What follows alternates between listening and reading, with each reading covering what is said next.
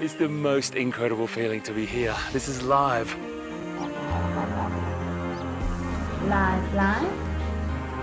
Wild Earth takes you on daily intimate experiences in nature live. This is a very, very... Oh, careful. Oh, no. Ask your host questions and have them answered in real time.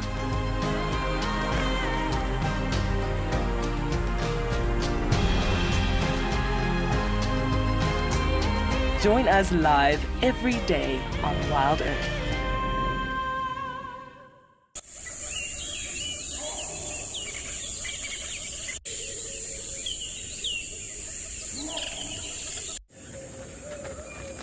This program features live coverage of an African safari and may include animal kills and carcasses. Viewer discretion is advised.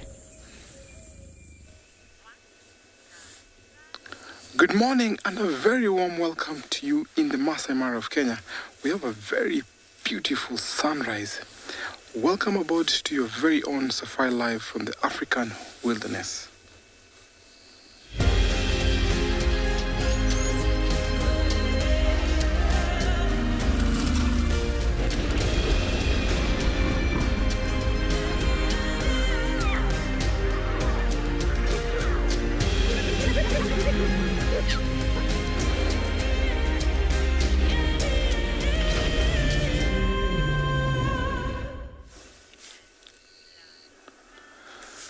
Good morning everyone and a very warm welcome to you in the Masai Mara of Kenya. We have a very beautiful sunrise. My name is Tim and behind camera we have Big James.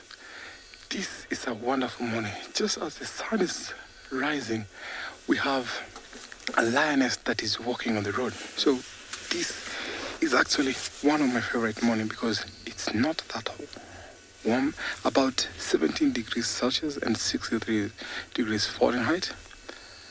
I can hear some crickets. Look at that sun penetrating through this elephant grass. I can hear hyenas over in the distance. Very wonderful morning. So for those who are joining us, for your questions and comments, please send us through #WildEarth on the YouTube comment section at FC. For our young viewers, kids questions at wildearth.tv. Now, as the sun is rising, I can see a lioness that is walking on the road. So I'll just drive slowly, follow this lioness to see what she's up to. Could be she's going to find the rest of her pride. She's from the Ololo pride. So let's find out what she's up to. Or maybe she wants to go out on a mission.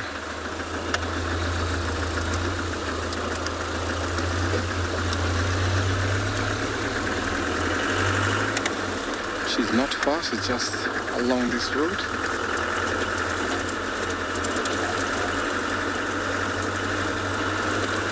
Seemed like yesterday was a quiet night. So I'm just going to follow this lioness and see what she's up to as I send you over to another live location.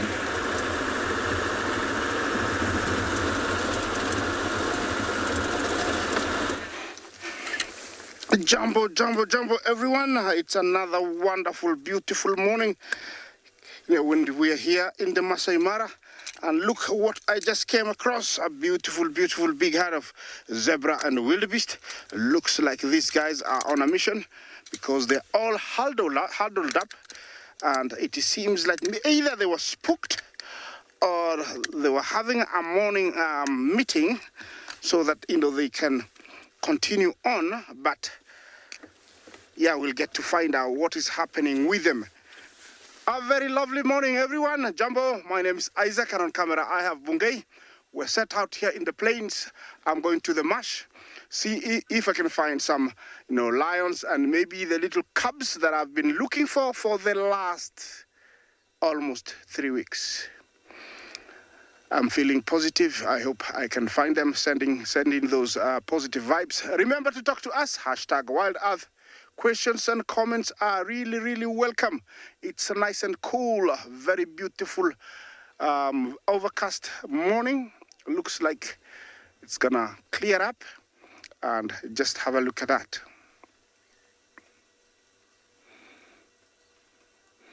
It's another beautiful morning in paradise.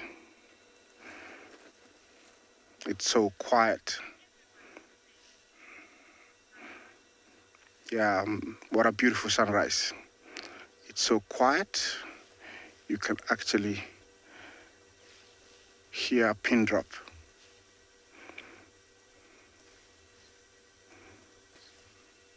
And the zebras are on the move. This is not, peaceful grounds for these zebras because there is a woodland and forests all around. So there could be anything lurking in those bushes. Majority of the herds you're looking at are the migratory animals that we normally have once a year. And seems like these ones want to leave this particular reason. This happens every now and then after they've been in an area for too long, but it isn't very necessary for them to reach every little spot that is available, here in the Masai Mara. While, they're grazing and moving like this, they'll drop their droppings, which is much needed to fertilize their future food. So actually, they're fertilizing their future food, and they're also, harvesting their food that they had, planted previously. The wildebeest zebra usually go together. They're always together. Every now and then you'll come across a big herd of wildebeest or a big herd of zebra. We call it a dazzle of zebra. But most of the time, when they reach here and they're just moving around, they'll always be in a mix.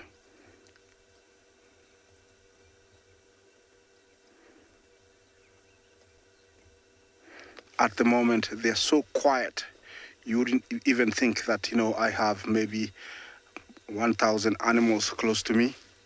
They're just very, very quiet, very well behaved. I think it's a mechanism that they have learned that in the morning or in the night they have to be quiet so that nobody picks up that they're here. You can tell that the pace is a little bit hasty. I think they want to leave this particular spot. We've had lots of rain in the last couple of weeks. It's very localized. We expected it in the month of October. It is normal to have short rains in Kenya because we have two rainy seasons and also two kind of seasons. We have the wet and dry. The wet season usually starts in March, April, May, and June. That is our long rains. And then we have the short rains, which start about, October, November. They're the short rains, very localized, but sometimes we get them every afternoon.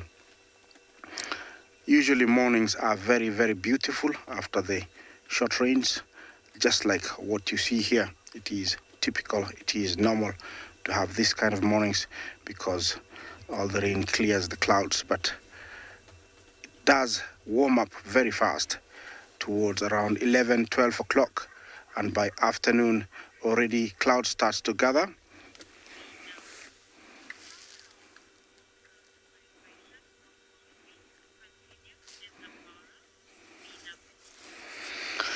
Minamu Jumbo.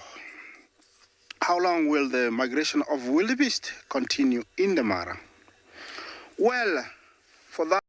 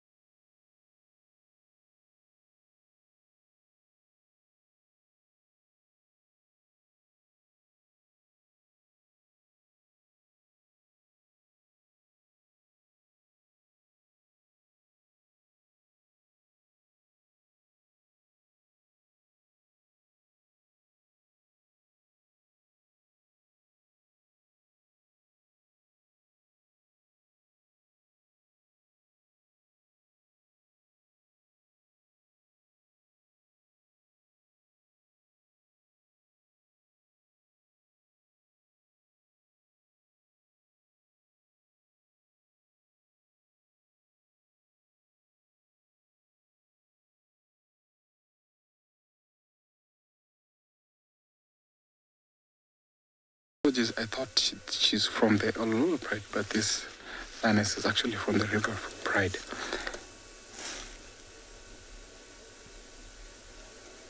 She's been stopping, scanning, and a good way to actually go on a mission when they use or utilize the roads so that they can conceal themselves not to be seen. Look at how she blends in so well. I've seen this lioness hunt before. She was with her sisters and together they put down a buffalo. So this morning, because by the look of the stomach, I can see she's not eaten for a while. And they have 4 cubs within that pride. So I'm hoping she gets successful so that she can at least have more milk for her cubs. Sometimes if lioness don't go without eating, sometimes they can even go up to 24 hours leaving their cubs on their own, or maybe with one of the babysitters, who most likely would be her sister. Then she goes out to hunt, and then after that, she will at least go and bring back the cubs and the rest of the family to where the kill is, depending on how far or how close it might be to the den. So I'm still going to keep an eye on her and see what she's up to. We don't have much game around here, so most of the wildebeest and zebras moved towards the forest area and over to the plains. So I'll just be following her slowly to see if she will be successful.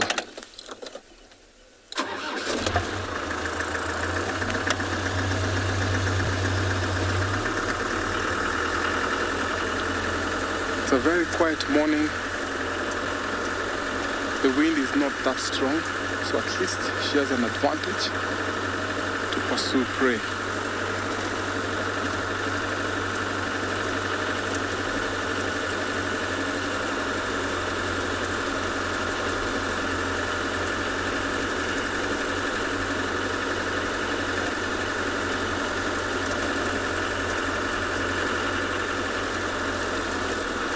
She stopped again to scan.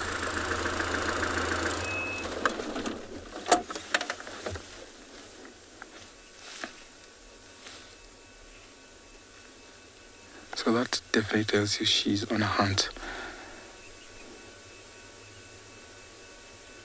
I think maybe the rest of the pride is actually following because she keeps on looking behind.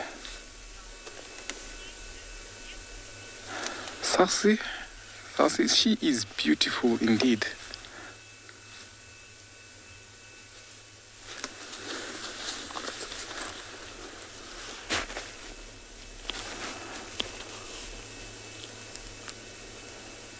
So if there's nothing of concern, she carries on.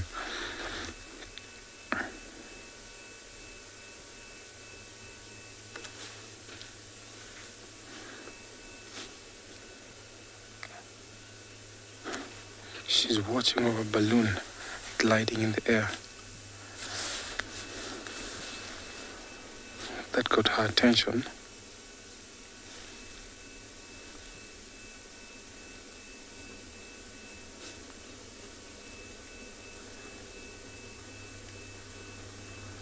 There's some people enjoying a balloon ride this morning, but the lion is also on her mission to go and hunt. So just give way. We have some people who want to see this beautiful lion.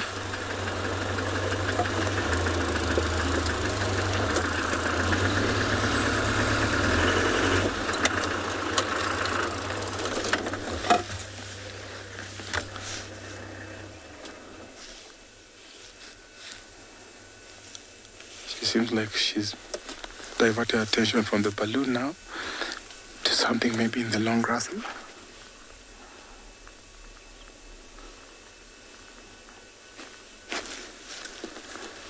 They have very sharp eyes, and any slight movement in the grass gets her attention. She's carrying on again.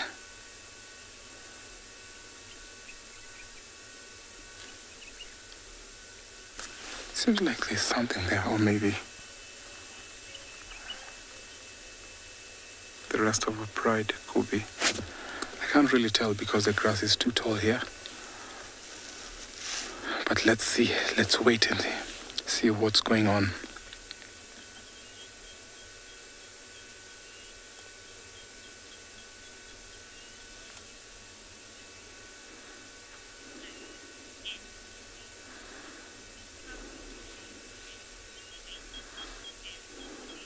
MC, thank you for your question. Her approximate weight, I'll put it to about 160 kilos. Look at her paw size, look at how masculine she is. And because she's nursing, then she's not very heavy at the moment because of the continuous nursing. So I'll put her to about 160 kilograms.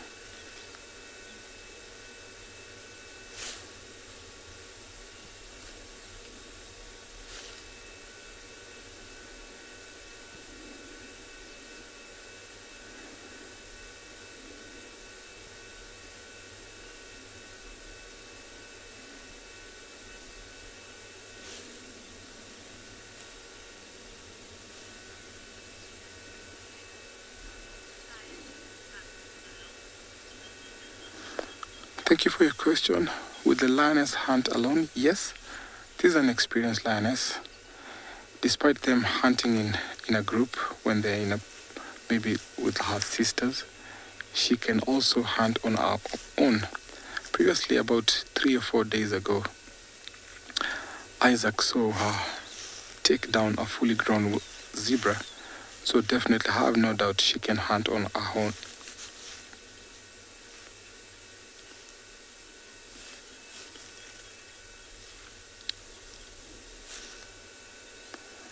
It's a very stealthy walk.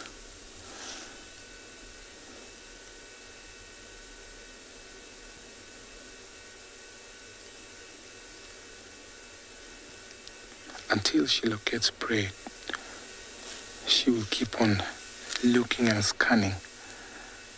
And when she gets her eyes on the target, she will slowly start heading that direction.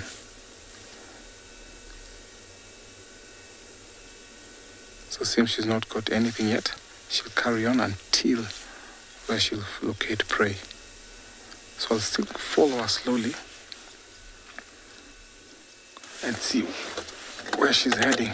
And if maybe there's game along her path, I'll just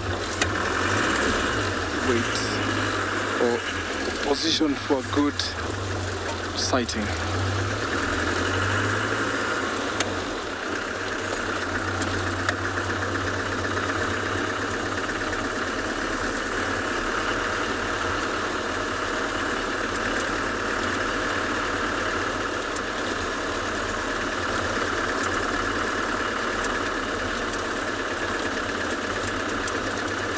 I like the way they utilize the roads when they are on their mission, because it's easy, it's even, although sometimes these roads can be a little bit slippery when they're running. So this is one of the easiest way to walk if they want to walk for a long distance. Because along the grasses, if she's already seen something, it might be deterred by other predators or maybe prey. If maybe there's topi, zebra, Thompson gazelle, they can alarm. But since the road is kind of like in a ditch, this is easy for her to actually walk and scan for game.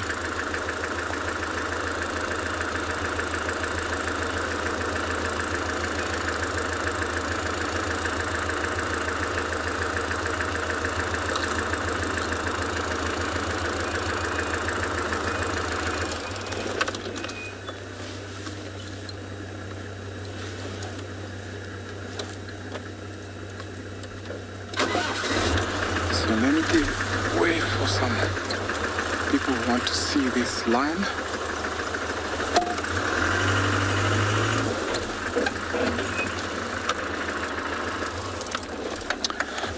So I'm going to stick and hang around this lioness. Hopefully maybe she might be successful as I take you over to another live location.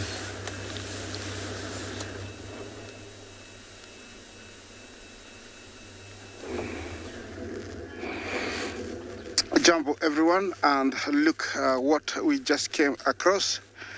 These river pride lionesses just made a kill.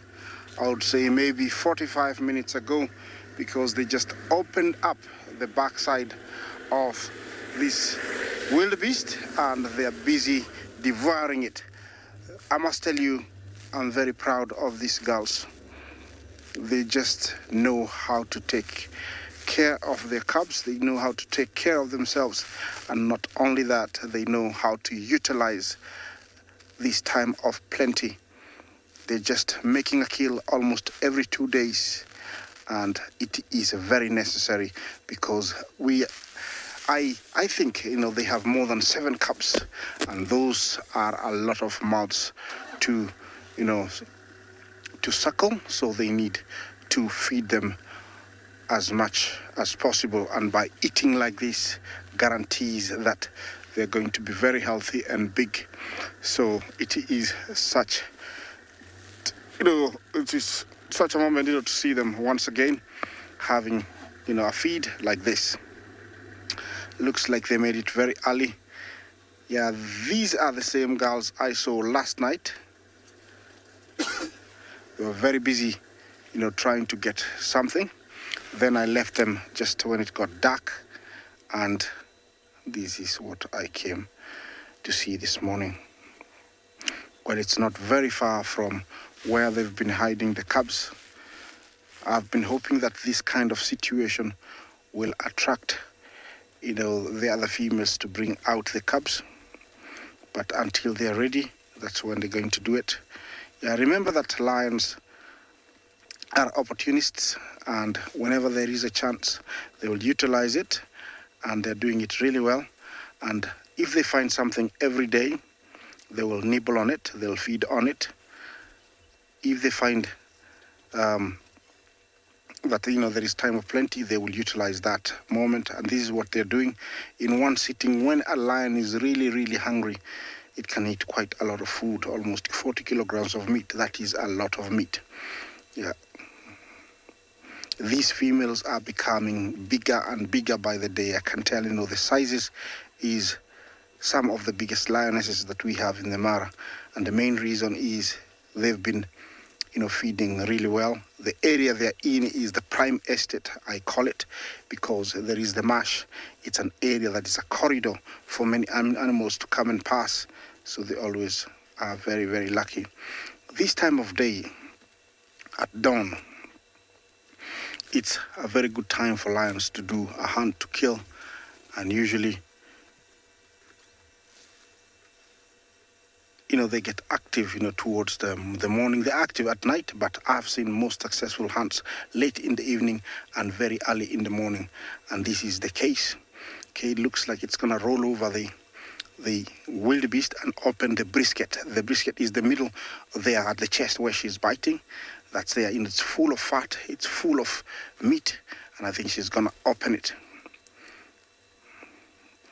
Yeah, she's going to bite it and open it.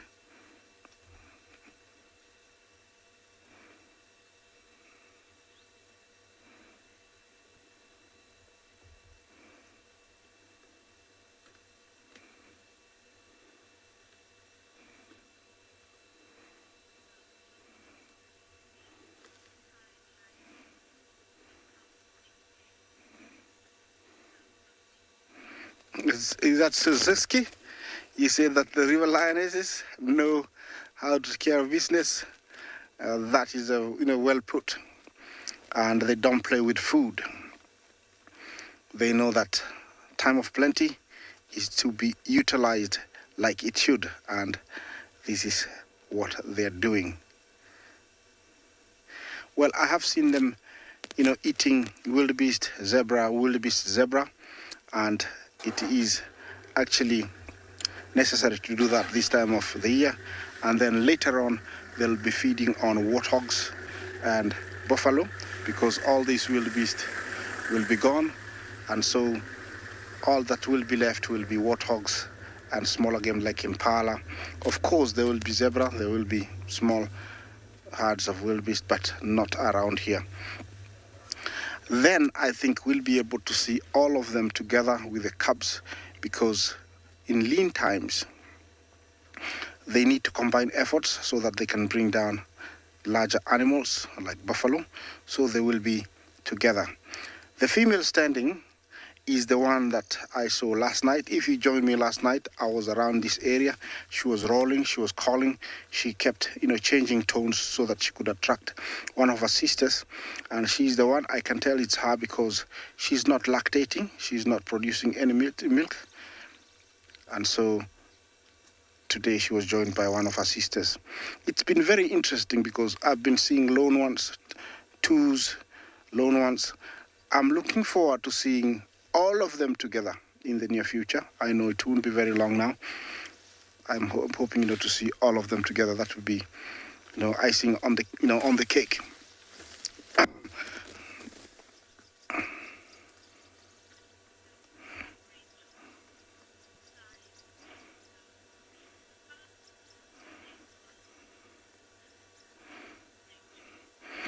Rachel Jumbo, you want to know if lions chew their meat or they swallow. They do swallow. They swallow it whole. They just cut it in big chunks and just swallow it. They are not equipped with molars or teeth, to chew it.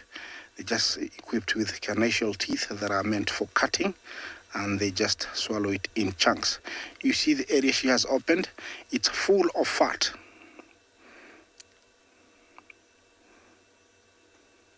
And that's what she wanted. She has opened up. And also that one will help. She's going to continue cutting the skins towards the back. It's going to open the brisket, and so they can get in and eat those highly nutritious organs like the liver, the heart. Yeah, all that is in there. Looks like she's an older girl. You see her ear has got a notch. That is something I will note. I'd give her a good maybe around 4 years. Very, very well experienced. You can tell how she's eating. Maybe she's the one that made the kill because she's the one I left here last night. The other one had disappeared off into the bushes. So maybe this one made a kill. You can tell that they haven't opened up the intestines, and that is through experience, because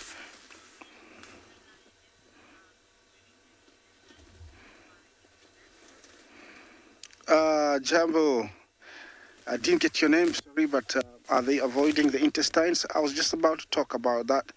It is evident and through experience that they don't open up that soon, because the smell can travel really fast, especially in a windy morning like this. It can attract hyenas. It can attract, other scavengers like, hyenas. And if like 20 hyenas come, they can actually challenge these two lionesses. So it is through experience that they don't open it right now. They just wait until they've had their fill to open it. I don't know what this girl sees. Actually, I said she's 3. By looking at her face right now, I think she's much, much older. I'd give her at least 7. Yeah, her face looks like, the size of her face, the facial features, looks like she's much older. Well, I'm going to stick here for a little bit longer. I'm hoping that either the rest of the pride is going to join them, or maybe the cubs will come. Let's see what's happening in a different location.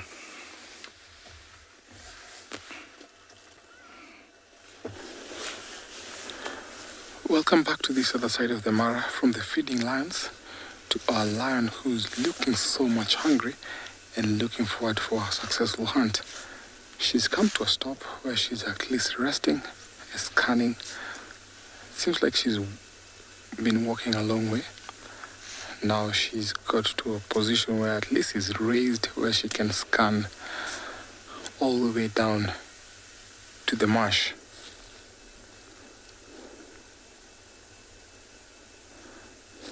She'll regain some energy and then carry on to her stalking again, or maybe hunting. She looks a little bit tired, sleepy.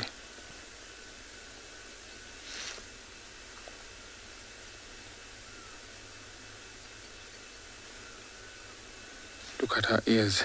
She's just picking any sound coming from that direction.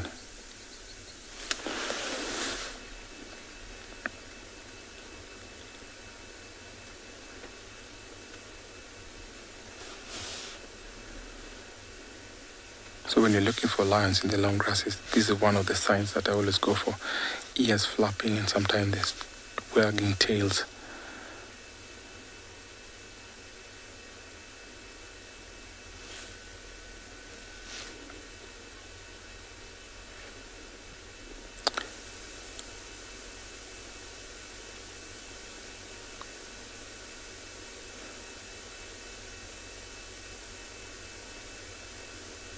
I think some members of our pride are in that direction because she keeps on facing that direction.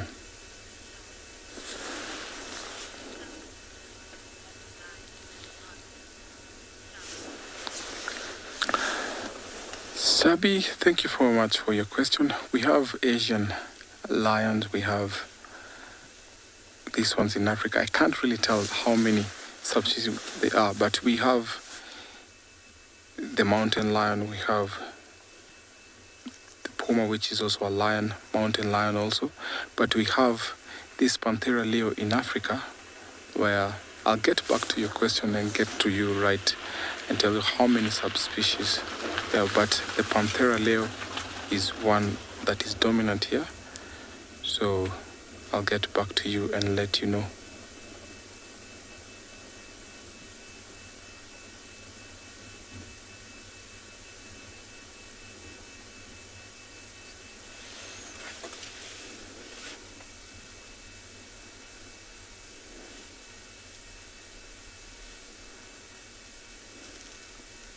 I think we only have 2 subspecies, the Panthera leo and the Asian lion.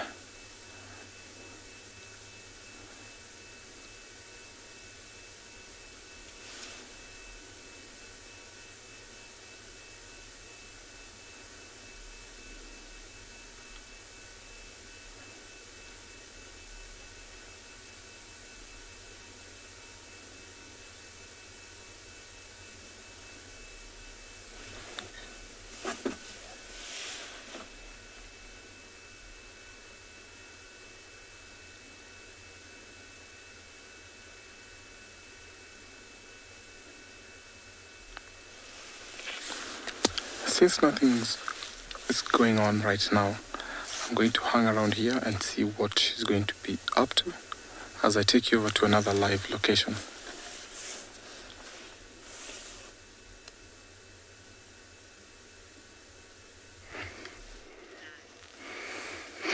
Well,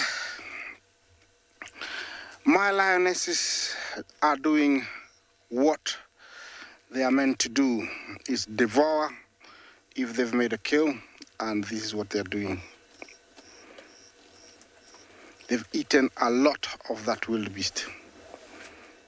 I cannot tell you how proud I am for these girls. They just, eat like there's no tomorrow. And when you have cubs to feed, you need to eat like this. See those canines? Very essential, and it's part of a lion to really have them so that it can make kills like this. You can tell she's trying to get onto something there.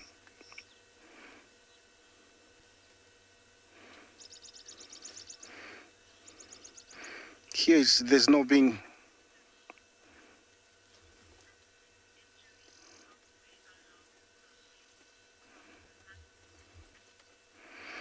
Tony, Jumbo, it is not. It is just a smear of blood from this kill while she was eating. It is not an injury.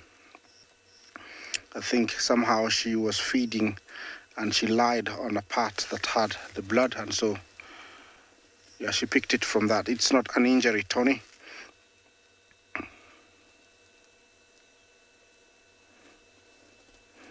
Yeah, this is making me want to have my breakfast, but I'll have it later.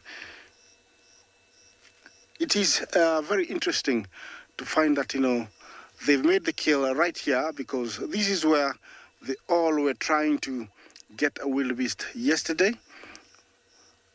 Yeah, looks like the one to the left has decided to open the intestines. They sometimes feed on them.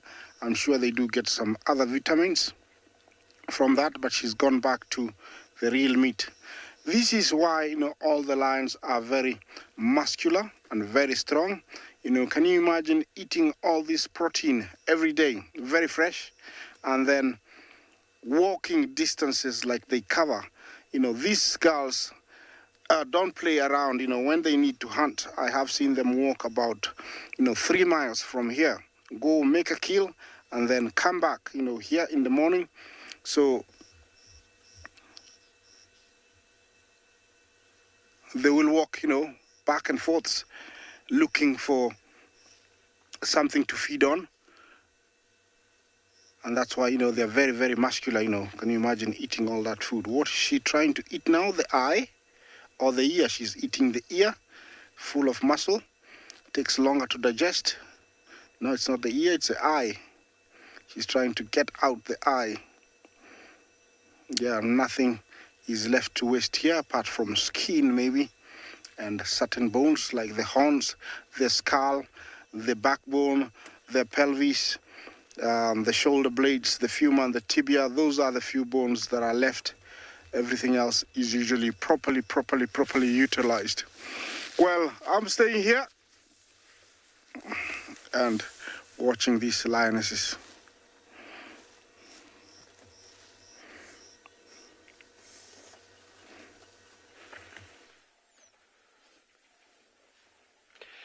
A very good morning, Dumela. Good morning and welcome to the wonderful Tswalu Kalahari. My name is Carl. Good morning. Welcome. Behind camera is David. Good morning, David. Yes. Good morning. Welcome to Tswalu. What a beautiful, beautiful sight we got of a male giraffe. Taking it easy, enjoying the sunrise this morning with us. Nice and cool. Not very hot today, but definitely as that sun starts to rise, it's going to get a little warmer today. Summer's definitely approaching us fast. Just doing a little ruminating. So our plan of action for this morning, folks, we've just stopped at this pan. We're going to take a look for any signs of predators coming in here, as well as obviously any new birdies. And then we're going to go a little bit further south and we're going to go visit the rock stars for this morning. We're going to go see how they're doing and give everybody an update on those wonderful little carnivores. This big bull has one wonky ossicone, one funny horn. More than likely due to fighting that ossicone would have been damaged like that. The amount of force that is used. Thank you very much, everybody. It's wonderful to be back. Missed everybody. Missed the ebb and flow of the mornings. Yeah, thank you very much. So just watch his throat.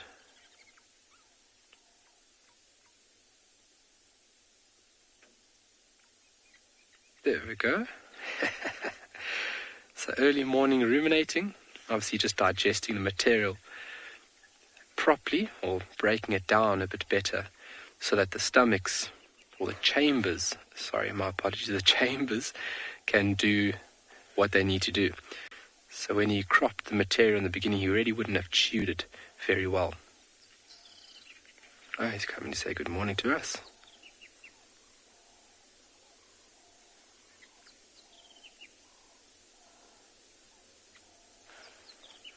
All the birds are singing nicely for us this morning. Oh, lovely.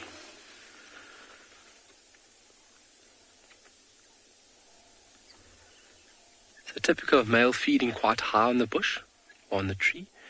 Males tend to feed much higher than that of females. Obviously, they've got about a meter height advantage, but they tend to feed at full stretch. They really prefer the new and fresh shoots that are being produced from these trees.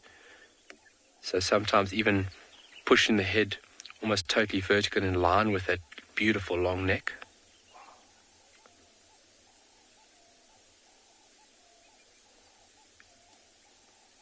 Such a heavy animal. He's weighing at about 1,300 kilograms. So as he's walking now in this light setting, we can actually hear his footsteps hit the ground. Wow. Oh, Glenn. Sorry, David, can you get on to... Sorry, my apologies. Can I just move forward quickly? I just want to show you something. I want you to look at his hooves. I just want to wait for him to stop quickly so I don't disturb him. Maybe he'll come into view by himself. But when we do get a view of his hooves, I want you folks to focus on his front left hoof. You're going to see something quite strange.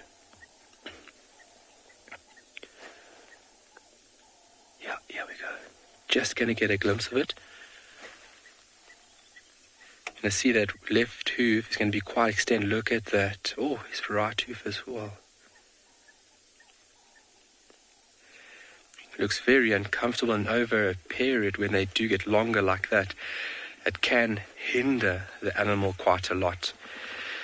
So there's theories about, why hooves have this extended growth form, and there's theories about they eat a certain bush or a certain plant here that contains a toxin which stimulates the growth of keratin, and also because of the lack of hard substratum here, these hooves don't get worn down enough. You'll find that that's also a theory on why these hooves grow to this extended manner, is because the wear and tear on the soft substratum that we have here is not enough to wear and file down that hoof. You've even recorded kudu in the Eastern Cape having these extensions and can detrimentally affect the animal, obviously, while trying to move away from a predator. But he's in very good condition. You can see his body condition is fantastic. So using neck muscles there now to obviously pull his head down. And then when he's relaxed, those tendons pulling the head and neck up to that beautiful 45-degree angle.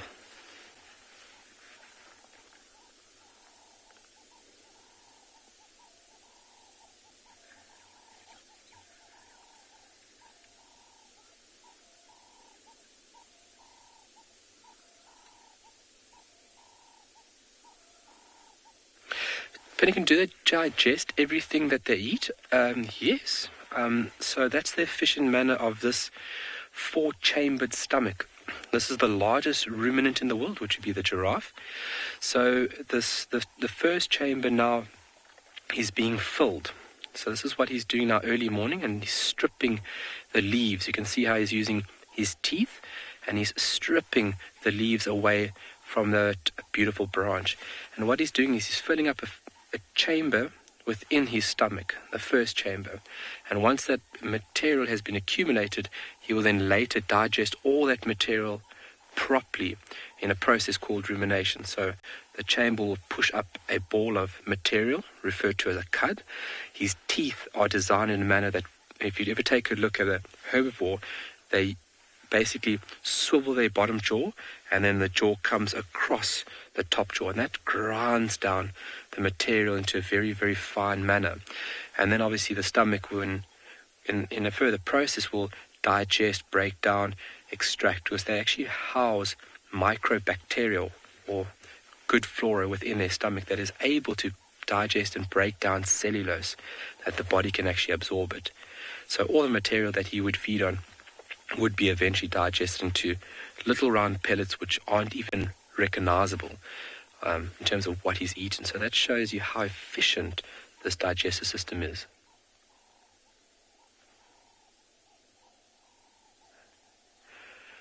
Okay, we're going to send you off to another amazing location, and we'll see you shortly.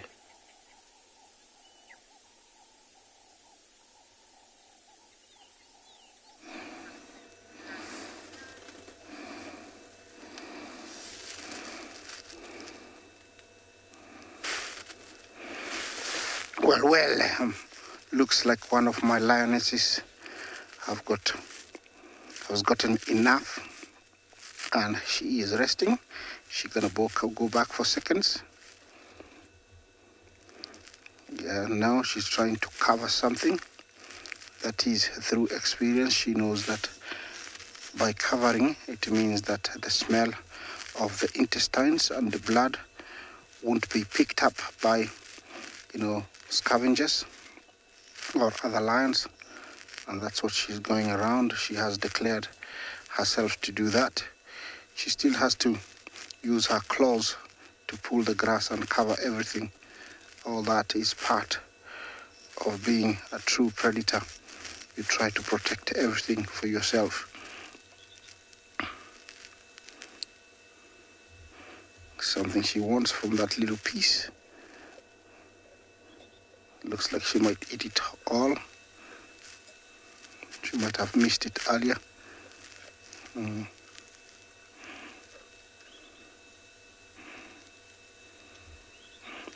there we go. It's done. In a lion's mouth, they have these three kind of teeth. They have the canines, 4 of them. They have the carnassials, about 3 on each side, and 1 molar at the back. Those are the 3 types of teeth that lions have, and they're very useful.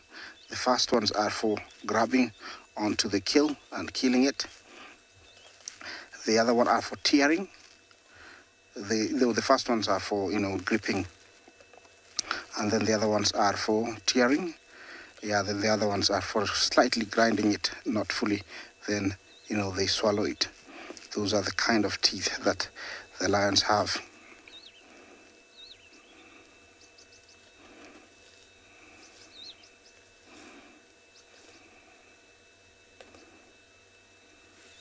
The canines of different lions can differ from an area they're in.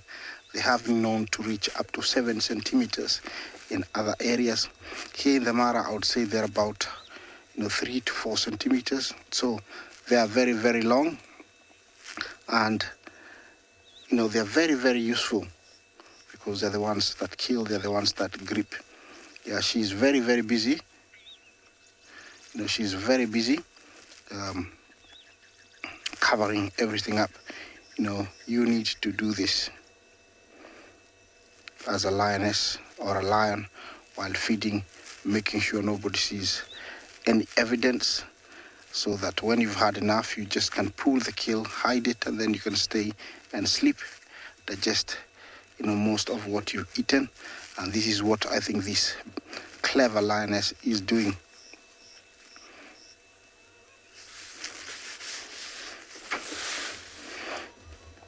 She's a very big She's a very big lioness. I don't know what they had.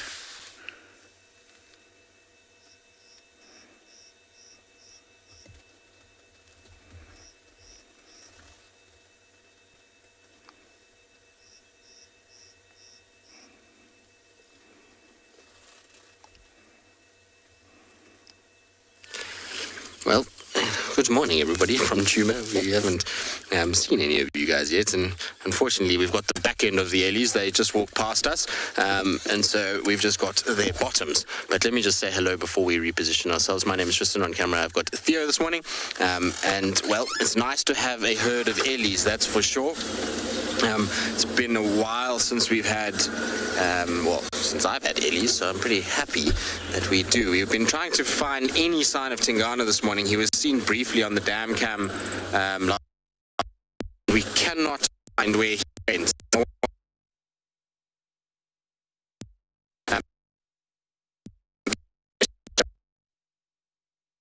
A herd that I haven't seen in a very long time.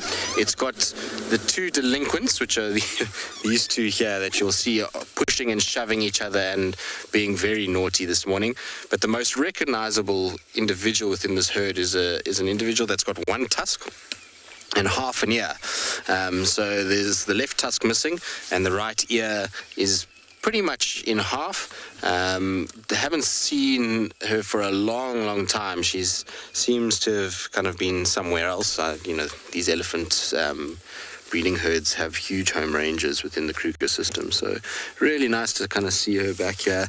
And obviously these 2 who, well, as you can see, are full of beans this morning. Clearly the cooler, overcast weather is making them full of nonsense, and they have been pushing and shoving each other around all over the place in an attempt to, well, not only play, but they are practicing for later in life when they do eventually have to fight properly. This is how they'll do it. It's also obviously to try and dominate one another. It's a typical thing to see in young animals, particularly elephants. They like to push and shove and show how strong they are, and generally just be naughty. You can see the way the ears are going and the head posture, that they're pretending like they're feeding every now and then, but there's more games going on than anything else. It's not a very big herd, there's only the 2 adult females, and then there's 3 smaller ellies of this size, and then 1 larger sub-adult male that's within this herd. But like I say, nice to see ellies coming through. They must be absolutely loving the fact that there's this green vegetation that's starting to grow, lots of grasses and nice luscious leaves to be eating, especially after a dry winter. It must be like being on a heavy diet, where you're not allowed to eat anything really, and then all of a sudden you've been let free on the biggest buffet that you can imagine. So they're going to be happy individuals, that's for sure. Look at these two. You can see even when they're eating, there's chunks being thrown at each other and pushing and shoving. Super cute.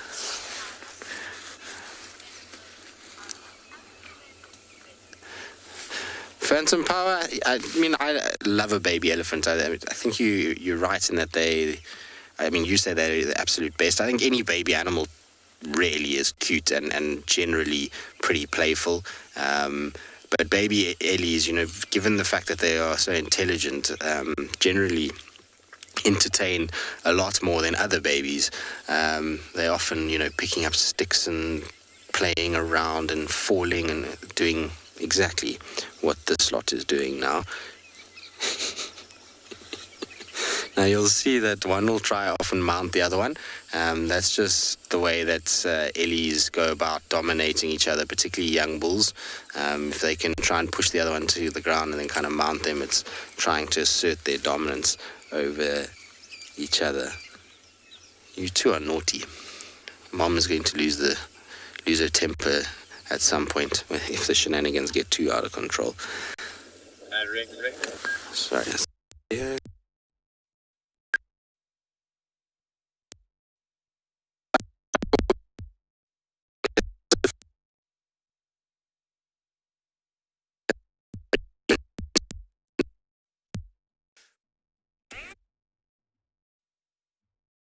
Okay, guys.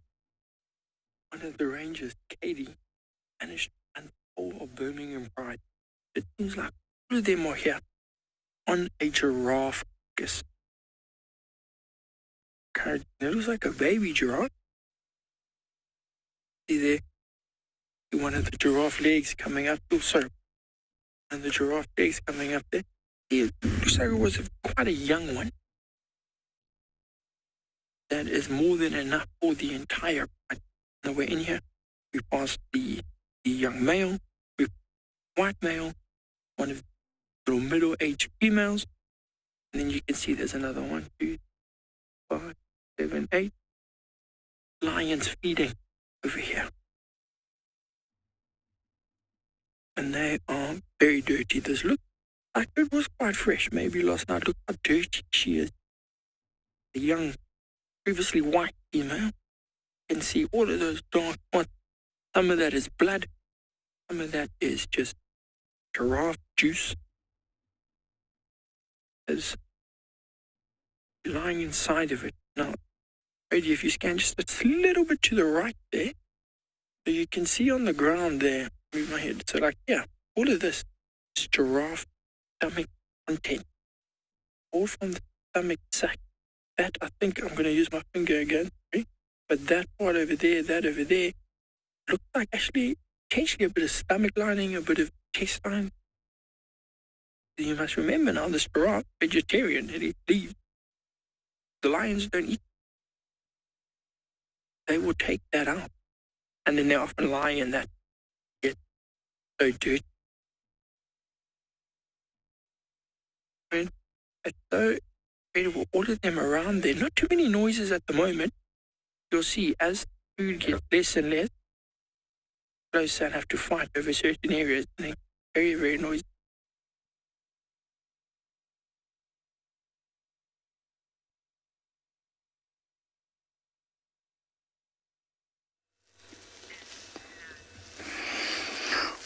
Well, one of the lionesses has had her fill and she left behind the bush there. And this other female is still very busy working on the head.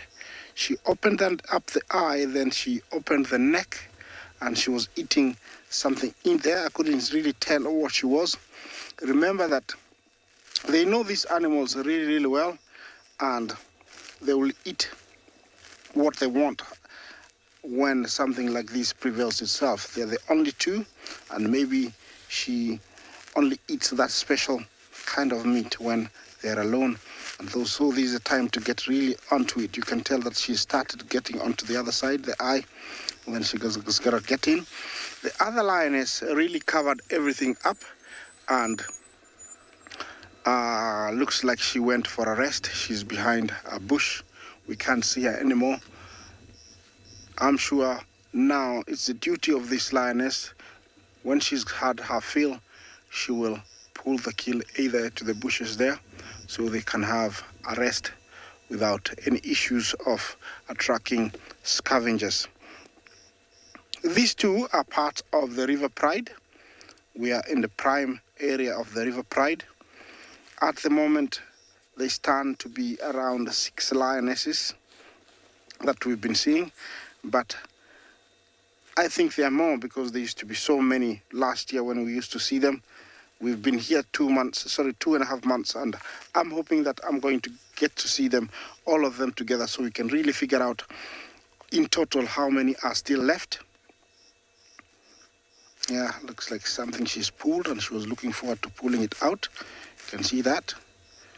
Very much like us, they are parts of, meat, or when you go to the butcher, there's parts of meat that you want. She knows that, and she's digging for it because there is plenty of meat back where she's left, but she's going for that particular kind of meat. I cannot tell you exactly where it is, but it looks like it's in between the jaw. I can see that. That's what she's feeding on. Remember that, lion's skin is almost elastic, so every time they're feeding, it like stretches. They'll feed and feed and feed.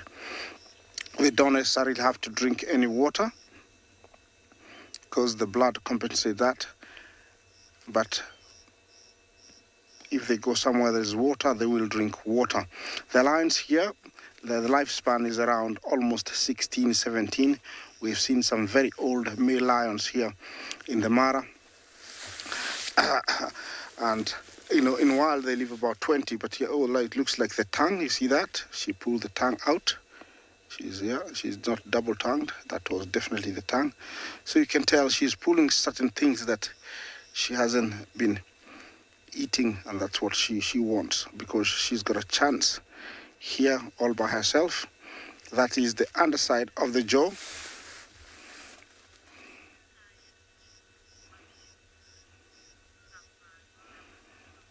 Safari lover, can a lion choke on their food? Yes, they can.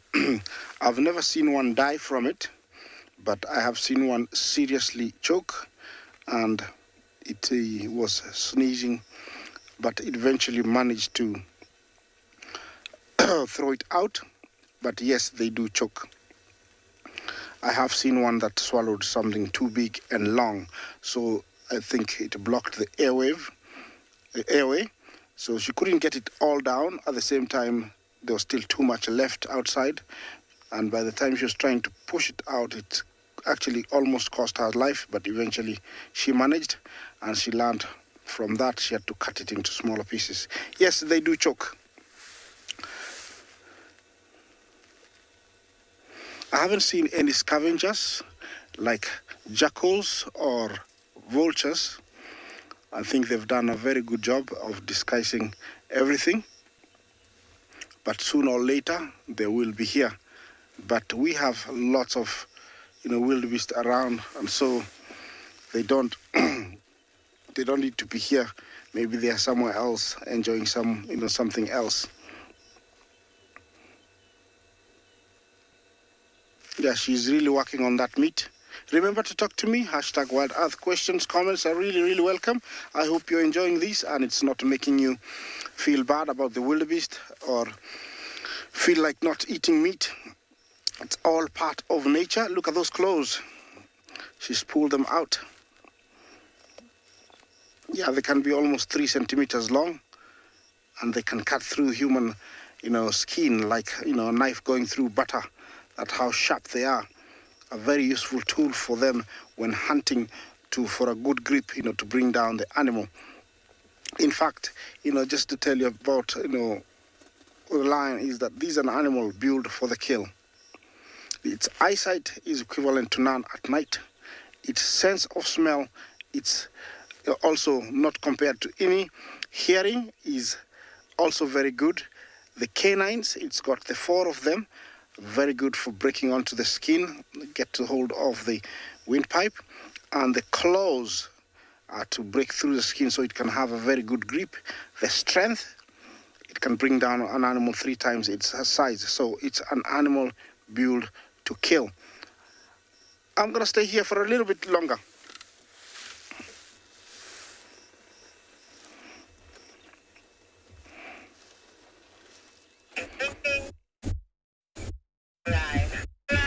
So exactly like Isaac was saying, the strength of these lions to bring down their prey is fascinating. It's incredible. Especially something big like a giraffe. So now a whole lot of lions just came back. But you just zoom out a bit here. Here comes the young male. You can see now he's walking over here. You can see not too much of a limp. A number of you have been asking. Obviously he stops there behind our seat, but I'm sure he's going to sit there. So he's sitting there with the young white male. You can't see him. He's just below the car. But he will slowly make his way towards the actual carcass. So we had about 3 or 4 lions now just come back to the carcass. I think what they did was they went and got some water. They went for a drink of water. And now that they've had their drink, on their way back in now to carry on feeding. You see all of those lions turn, those young ones? It's a vulture. Just flew over the top. So that's what also lets us know that they caught this giraffe, I'd say not too long ago, because that was the first vulture that I've seen here. So one hyena on the way in, and there's this one vulture. So it would say that they caught this maybe early this morning, and the sort of scavengers haven't had time to sort of find the food, smell the carcass, things like that. Listen.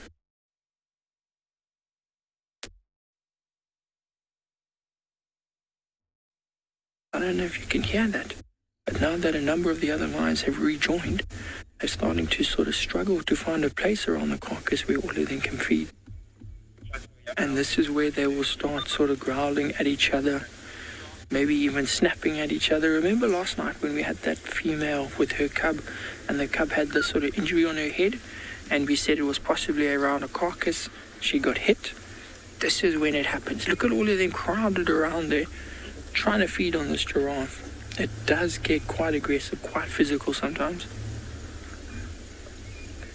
And as this giraffe gets more and more eaten, less and less meat, you'll see it will get a lot more physical.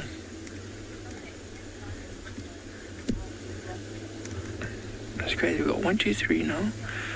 4, 5, 6, 7, 8, 9, 10, 11. So I think I'm counting at least 11 here around the carcass, around our car. And then the Ross males aren't here. And I think the rest of them are sort of spread out,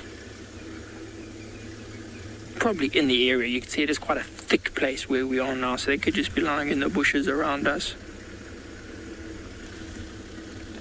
But it's incredible. And now we're going to start seeing more vultures come.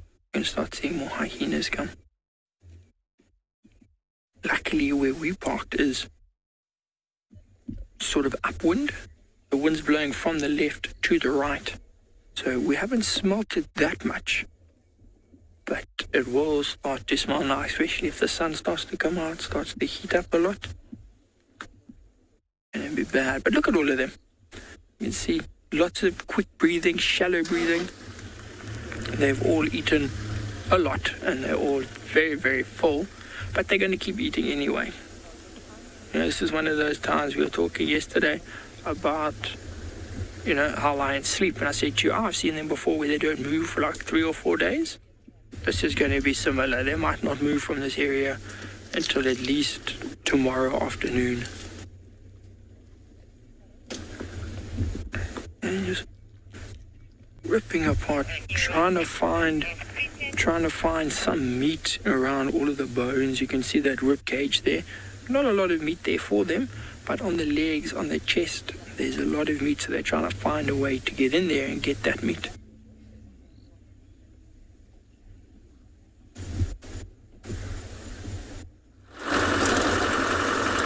Welcome back to the Mara.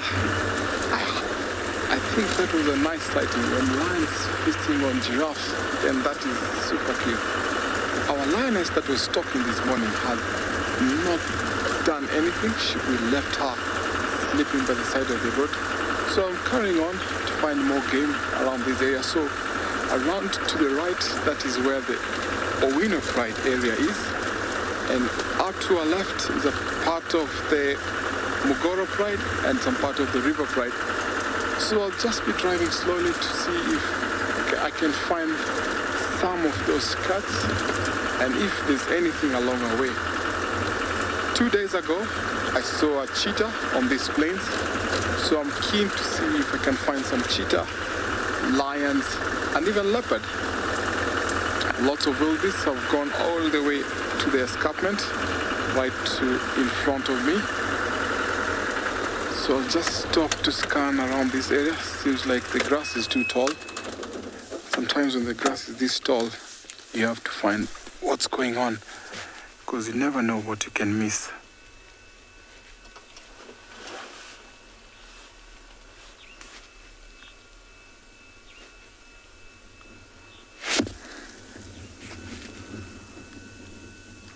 So I'm looking for ears flapping, tails wagging. If there's cheetah will be up on a termite mound. Sometimes when they're walking, you see their tails flicking. If a leopard also is walking, you can see their tails flicking. It's like a quiet morning on this side.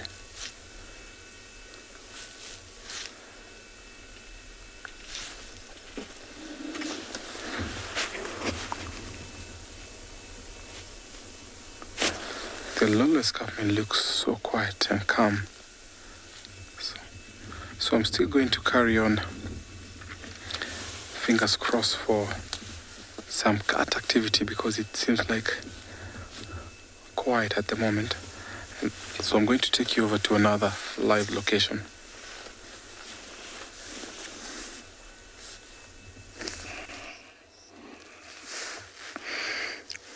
Well, good luck, team. Yeah, looks like now it's time to open the stomach. Looks like it. Doesn't look very tasty. You can tell, like,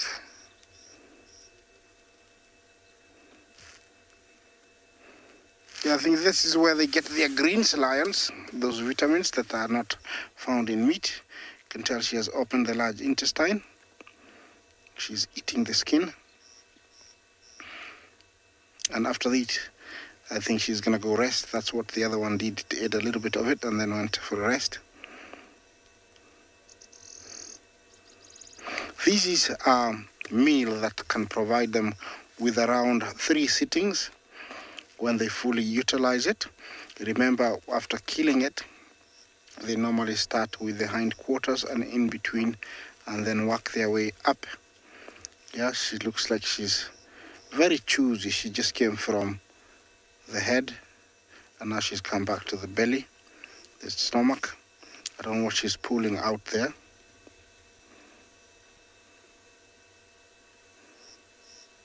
Yeah, I can't see really, but definitely there's something that she really wanted to go for. Let's go a little bit more of the large intestine, the skin.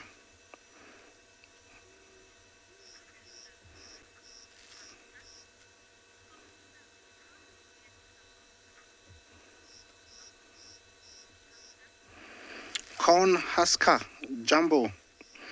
Do the cubs get something to eat also? In this case, no, because they are not here. And I think the main reason is the lionesses have enough milk. So they're drinking lots of milk and they don't have to eat,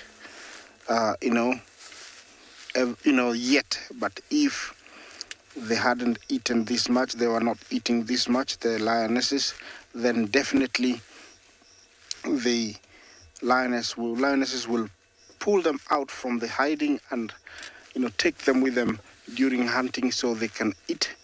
Remember, when they're eating, it means they drink less, and when they are not eating, they drink more. So it is either way, because now they are not coming out. It means the lionesses are giving them enough milk. Now looks like she's really doing her duty. She's covering even the large intestine for nobody to see. Very typical of cats to do this. Even mountain lions, leopards, when they kill a carcass is too big, they cannot carry it up a tree, let's say a leopard, they will cover it with the grass and whatever they can find to come and eat later. And that's what she is doing, this lioness. The other one has sort of disappeared off to the left in that bush, and I'm sure she's fast asleep now.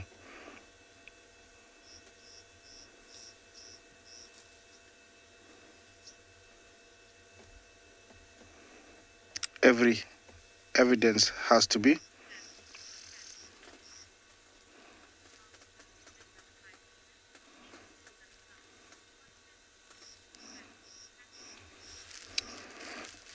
Jumbo Sasikasi, you want to know if the vultures will eat the stomach contents. The meat part, yes, they will eat it. And they don't play around with it. It just disappears very fast when they land here. They eat it very fast. They just cut it into pieces and just swallow it. So nothing is left to waste. They don't eat the grass. They just open it, and while they're eating, usually it finds its way out. Sasikasi, that's your answer. Looks like she's gone back to the stomach. I don't know what she wants to get out. Looks like there's something, something different. Definitely, she's very experienced. She knows what to eat, and she's picking it as she goes. Right now, she's too full, but she won't give it away. The temperature is just perfect, so she won't overeat. And also, it won't be that difficult for her to digest. So it's just beautiful for her, this time of morning. Okay, what else are you want to try and get?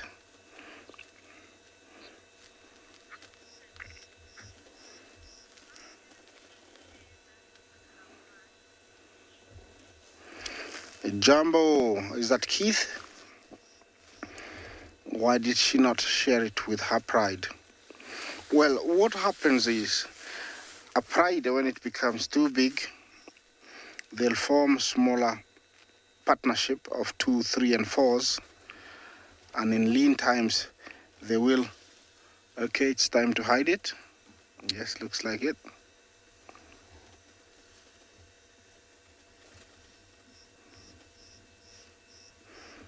There we go. It was there, now it's not. Yeah, small prides, bigger prides actually will split up and form small groups of 2s, 3s, and 4s. And in this case, whatever is available is enough for them. If it's a warthog, if it's an impala, it's easier to feed those small stomachs rather than have very many and very minimal food. So right now they've split, but in lean times when everything is gone, they'll need one another, so they'll come back so that they can bring big animals up like buffalo, zebra, and also giraffe. So they'll come back, and that's when we'll see them all together. They are not too far, but the rest of the females have been feeding really well, so they don't need to be here, and also there is plenty of food everywhere. I'm gonna stay here for a few more minutes, see if she's gonna come out. If not, I'm gonna continue on. Let's see what's happening in the next location.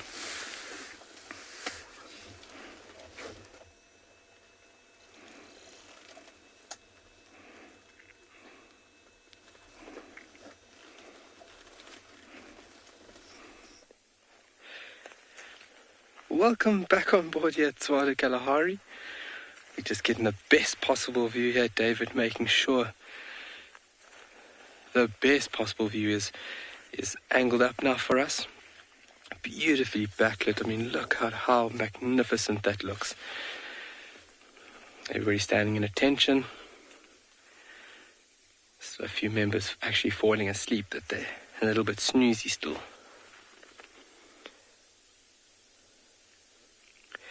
But now where David's got us, you can see that the fur is actually being pushed out. You can see the sides of the animal illuminating quite a lot. And that's because now what they're allowing is they're allowing the dark roots, or the hair near the skin, which is darker, to allow that to be exposed to the sun so that they can... Oh, a bit of a quarrel going on there. So those dark roots absorb sun a lot more efficiently in the early mornings. Not that there's a problem with heat right now. Dave and myself are already breaking a sweat out, yeah. Well, David more than me.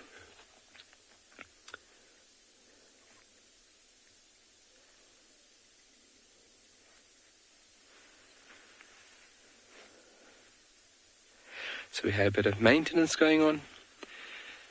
And now everybody doing what they need to do first and foremost in the morning, which is stand at attention and greet the sun properly.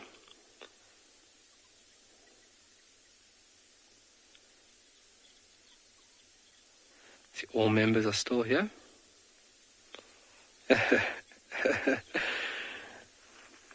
Everybody is still here. Everybody's looking very healthy. Those two sub-adults are looking very strong, growing bigger and bigger every day. And how they're watching the sandgrass fly over us. It's incredible how acute their eyesight really is, because there's some times where they're looking above them and you think, what are they looking at? And it takes you a good few minutes actually to find what they're looking at. I mean, they recognize birds' wings. Obviously, they know which birds are a threat and which aren't. Just like now, they heard the sandgrass going over, and there was just one individual making sure that it was a sandgrass. But their eyesight is extremely acute, and how acute so that they can recognize the difference between, for example, a raptor and a hardy-dar, for example.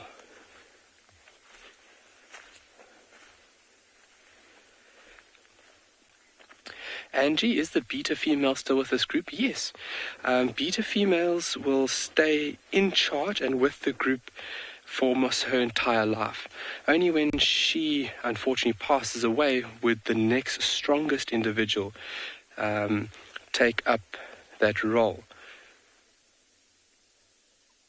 But the beta female isn't over here, so the alpha is still in charge, and the beta female would be the next in line for when the alpha female happens, when something happens to her. So the beta female will then continue this process of ensuring their safety. Obviously, she's accumulated all the knowledge over the years being within this group.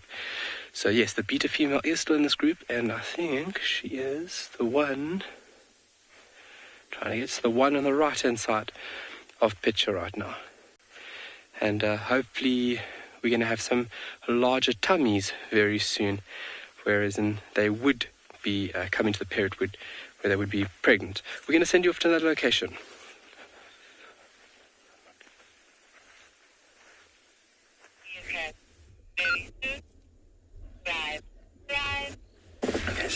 see here, some of these lions now are getting quite full. You can see stomachs very, very, very big. And a lot of them are actually just sitting on the side, almost like they're just saving a space. They're not actually eating like that female over there. She's just sort of sitting there watching. She hasn't even tried to eat anything. There's a giraffe leg just in front of her, but she's not really paying any attention to it. But the rest of them, it's mainly the young ones that are still feeding. Oh, look on our left here, there's one of the young male. I think he's a bit close to the car for AD. Oh, there he is, trying to find where. So he actually went off to chase down a hyena and to chase a vulture. So that's where he's been for the last sort of 10 minutes, is chasing some scavengers. And he's just sitting down with his, what classifies sort of like his uncle. But you can see he's already eaten. Look how quickly he's breathing, red all over his face.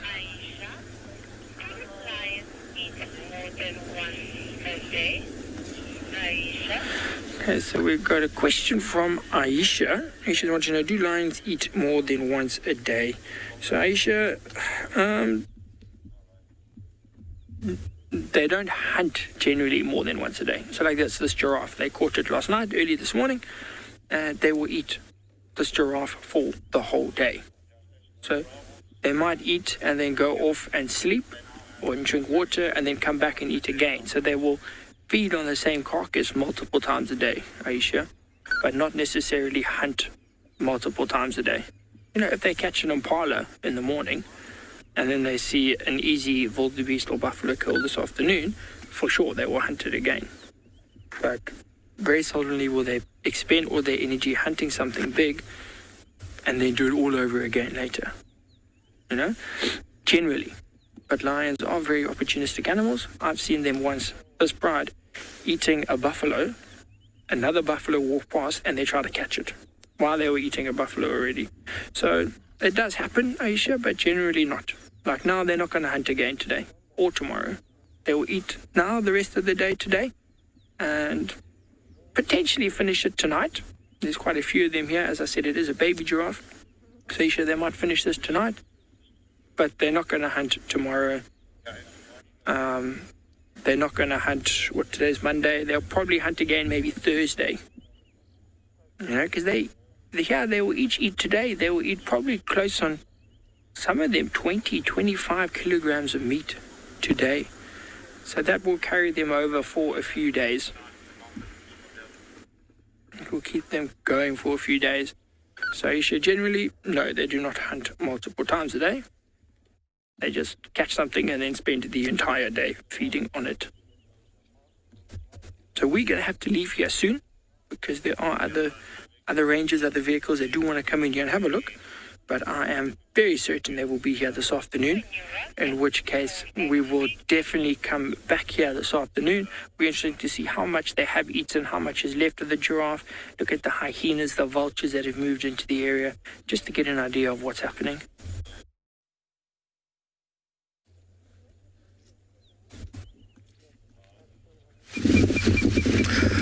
Good morning and welcome to all of you from Buffelshoek in the north of the Sabi Sands, where we find ourselves along the dam wall of the biggest dam up here, well, the second biggest, aptly named Big Dam, where we have a grey-headed heron. And hello everybody, my name is Steve, joined by Paul on the camera. And how are you doing today? It is a wonderful overcast day and it is lovely to be out. Hopefully it's not going to be too hot today, but I'm sure it's going to burn off. But here we've got a wonderful group of hippos. We got some herons.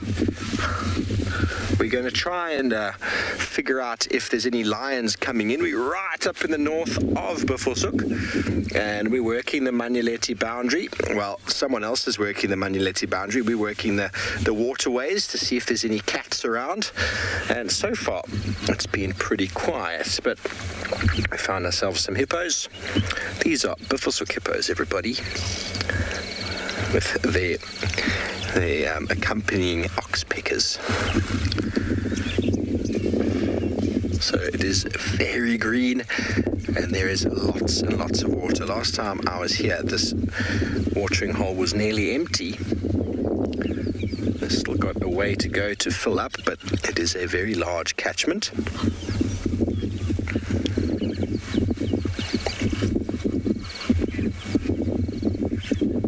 And with an island in the middle. Of course, an Egyptian goose. Marooned. Thankfully he can fly, so all good.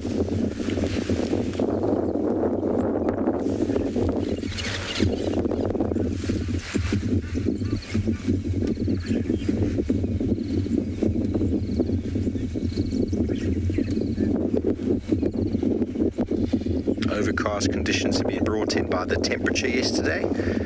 I don't foresee there being any rain. I just foresee it being a little bit overcast and a little bit cooler, and probably burning off as the day carries on.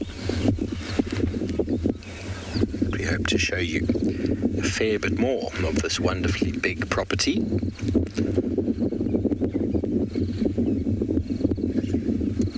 Both Tristan and I spent a fair amount of time this morning trying to figure out where Tingana had gotten to. He was seen on the dam cam last night, but the poor fellow hasn't left a track anywhere to be found.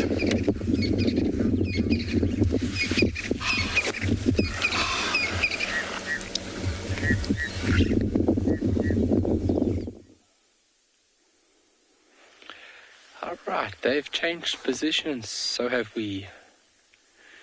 It's a little bit more sun being exposed in the side of the bush.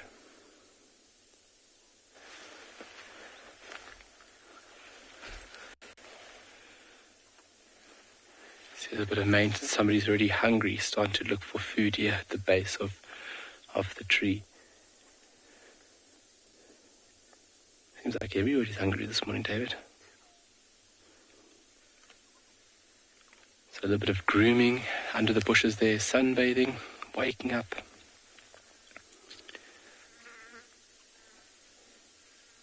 Obviously ensuring that this burrow is well looked after. So they've been using this burrow for the past couple of weeks quite frequently now.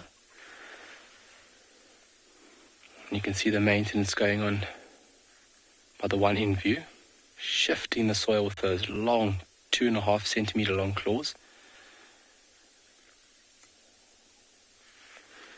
A bit of a stretch, getting the muscles stretched out, blood flow. And before you go for work, you have to have your stretches done.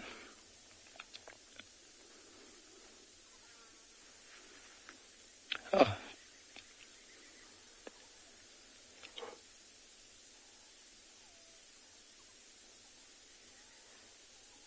Curious, introvert. So do they go in search of water?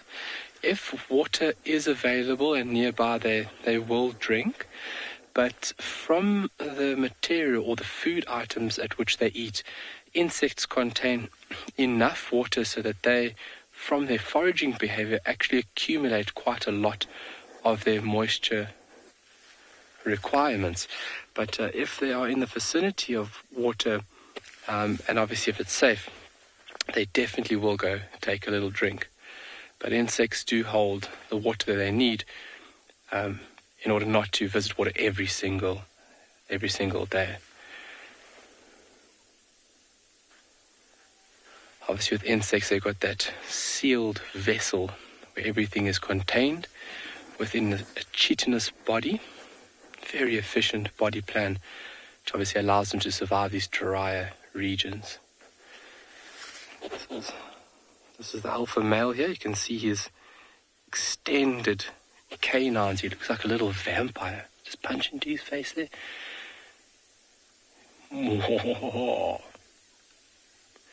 So he's got very long canines, this gentleman here.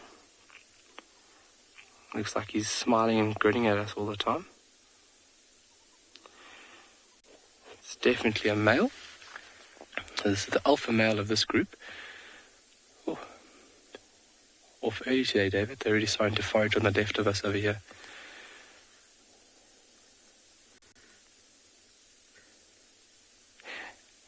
Bless, it is very entertaining to watch them stand. And if I don't know, that obviously that tail, it enables them to stand upright like that. But it looks very, very nice. I really enjoyed them standing up just like that.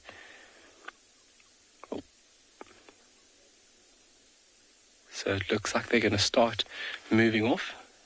Obviously the heat is a big thing. The quicker that they can absorb heat and get going, the quicker they want to start foraging. So they'll forage, especially with these increasing temperatures now, they'll forage until the hottest part of the day. And if they feel too uncomfortable, then they will find a nice shady spot under the ground. They'll even shift soil and expose the cooler soil beneath that, and they actually stretch out on their tummies to absorb that cooler sediment. So taking a bit of siesta throughout the day, the midday period, and then late afternoon continue foraging. And the amount of energy that they expend per day foraging just absolutely mind melts me. So it's almost if I give you a spade and I tell you that throughout the whole day you're going to have to dig 2 meters a dig to obviously find your food items. It's kind of like a way out. They're digging and they're expending the energy that they've accumulated. They find material that just gives them enough to carry on. But obviously digging behavior is a very important thing for them in order to find food. Insects of various kinds, scorpions, spiders, is their food items. And obviously their teeth allow them to enable them to eat those food items. Oh, there's some springbuck, Dave, on the left.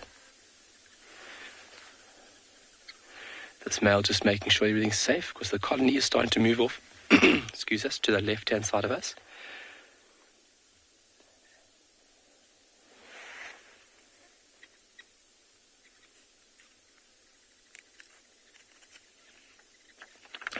James, yes.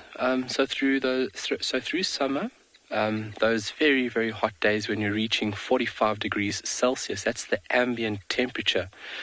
The surface, the soil can be another 5 to 10 degrees hotter. So their behavior will change. So coming out earlier and then finding a nice shady spot or even going underground through the hotter parts of the day and then foraging longer into the evening is a summer behavioral trait. And then in winter, when it's very, very cold, they actually get up later when the ambient environment suits them better. And then they'll forage a lot shorter, but they need to be foraging very intense because of the lack of insects that they would find through winter. So their behavior is definitely starting to shift into the summer format. And that's very clever if you look at it from an animal, changing its behavior in order for it to be best suited within the given time of the year. It's very incredible for me. Think about that tiny little animal. It's learned over time that, it's getting hotter, I need to change my behavior. We're going to send you off to another amazing location and we'll see you guys later.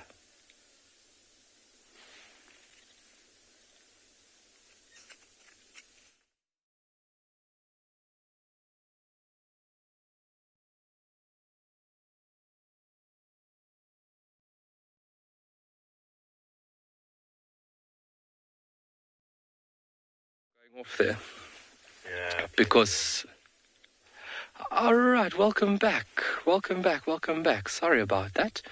We just enjoy these little ones moving off into the vastness, and David can really show everybody how small and tiny these animals are within this vast environment. So having a system where you have somebody watching your back is very, very important. So sentry duty will be played out by a certain individual. And while the rest of the colony is able to feed and forage in a safe manner. You can see when they move their little tails being held up like antennae. Nice follow me sign. And going throughout the day, for the whole day, they'll only return back to this burrow. Maybe they'll return back to this burrow, but returning back to a burrow system only at about 6:30-ish. It's a long time to be out here in this environment. watching out for predators, trying to find enough food, trying to keep cool. Animals really have it tough out here. You got to have respect. I take my hat off every day when I watch animals. It's just what they go through on a day-to-day basis.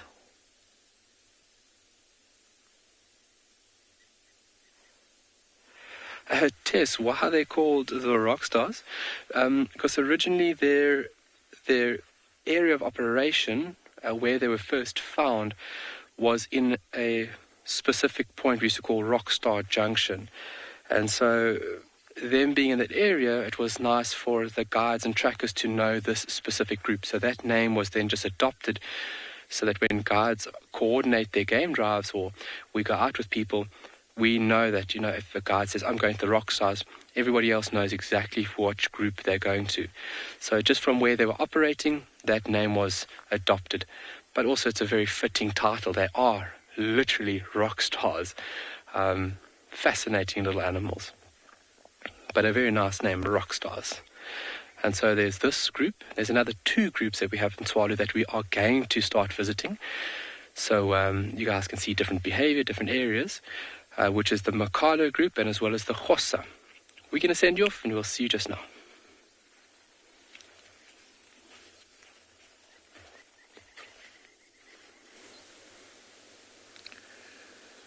A very cool morning from Anbjornpinna Private Game Reserve. We have been looking for lions the whole morning, but at last have found a cheetah and her 2 youngsters. And it is actually 2 different youngsters than what we saw yesterday.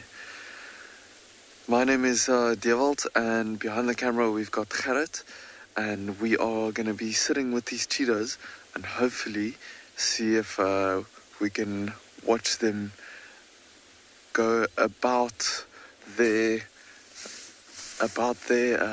business. They were actually hunting a little bit earlier because there was 1 or 2 other rangers that were with us and with these cheetahs, and they actually came and lay down here because you can see the female there, she's panting quite a bit, so she was actually trying to chase some impalas earlier. See, the youngsters are up. Look how skinny they are. Those bellies have almost no food in them. Look at that. See the interaction there. Like going and standing next to mom there and maybe sitting upright like that, almost telling mom, we are hungry. It's time to get the hunt on.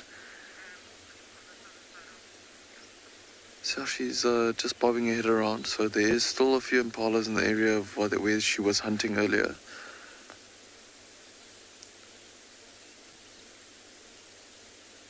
So if any of you remember the sighting we had yesterday of the cheetah that was on the Nyala, those 2 youngsters were not as fluffy on their necks and on their shoulders as these 2. So these are 2 a little bit younger cubs, and this female also has quite a little bit of a black face. I don't know if you can see it there on her muzzle. Okay, they're up. Let's see what they do. These youngsters are looking a little bit playful, and they're coming here towards this tree. Looking straight at the tree here.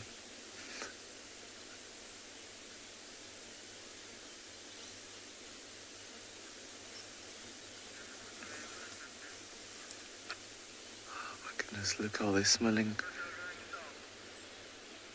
So with cheetah cubs love to climb onto anything they can find. See how they're smelling. There might be something that some other cats also, or maybe some cheetah that have scent marked against the tree there. See how he keeps on looking up into the tree there. Just looking back at mom as well.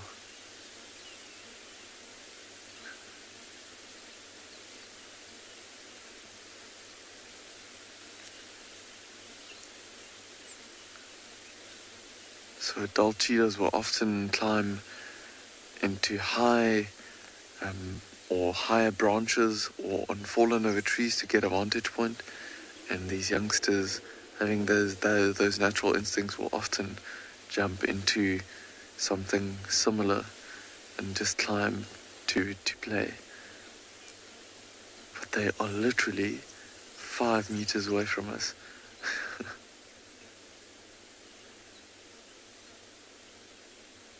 And I think Gerard and I are going to sit here and we are going to wait and see what these cheetahs get up to. Seems like these youngsters are nice and active.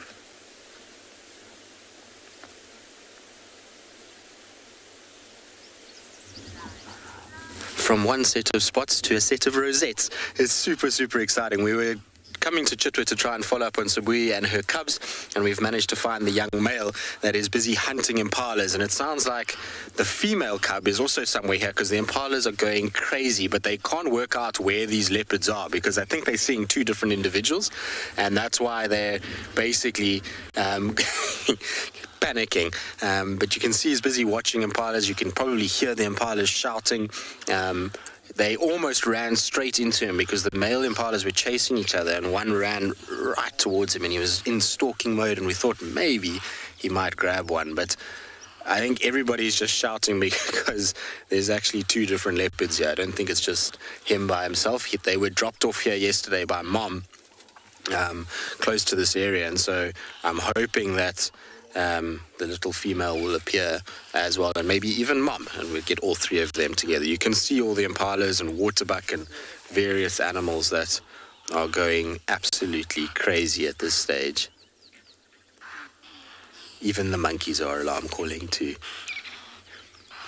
But you see how they're facing the opposite direction? So they're actually not facing towards us at all. I'm pretty sure the other leopard is just in front of us here, down towards that area.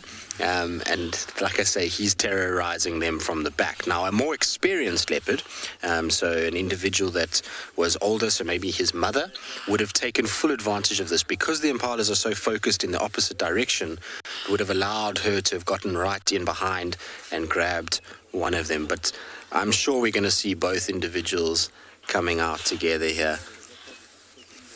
Crazy though, isn't it? And the way that he's watching, I'm pretty sure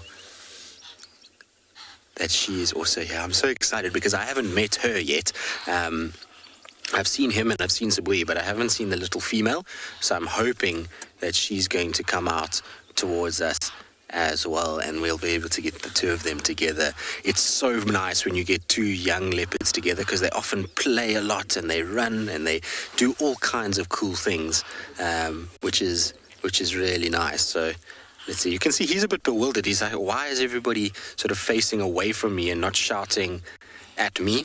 I'm sure he'll eventually realize that it's his sister that everybody is shouting at this stage. Beautiful cat though, isn't he? I wonder where Mom is. They're also at that age now where they're going to be causing havoc like this. They're getting big enough and bold enough to start really trying to hunt and try and go after various animals. But here he goes. Come on, go and join your sister. Isn't this cool?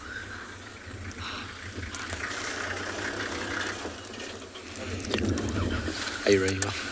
So you can see that he's kind of also realized that these impalas are not paying attention. So that's why he's moving a little bit. But what you're going to find is because he's right out in the open, these impalas will eventually pick him up and start shouting at him too.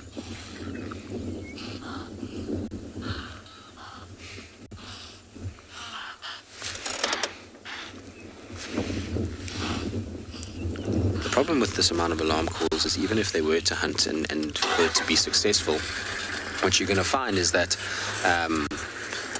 hyenas have heard this. I'm pretty sure hyenas will appear here fairly shortly. They generally do when you get a lot of shouting like this. They come in to check because they know often when there's impalas going crazy like this, it can mean that there was one that was killed. In this case, it's just because there's a leopard on either side of these impalas, and so all they're doing is just shouting all the time.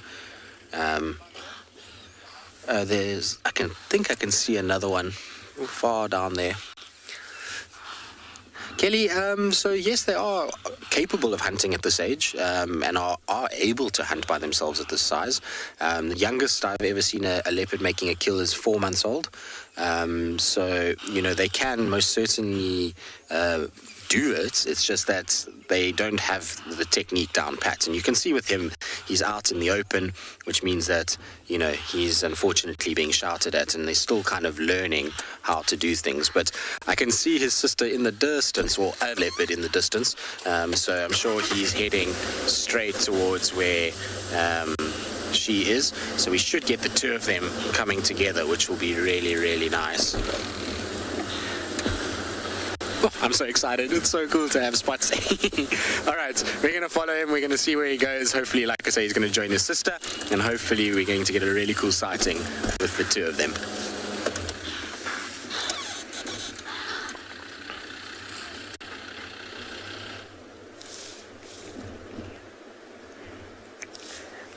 Well, it's a bit of a blustery day here on Pridelands, but in the shadows underneath a tamboti tree, you might be able to spot a lioness who is just having a little bit of a siesta. My name is Taylor McCurdy, and on camera with me today is Sebastian Rombi. Like I said, we're at Pridelands, which is part of Baluli Game Reserve in the Greater Kruger National Park. Amazing, right? So this is our lioness that we get to see quite often. She goes by the name of Lagatha. She's a fairly young girl. She's been walking around quite a bit. So I quickly want to give her a very quick update before we have another look at her. You're not missing much. She's fast asleep.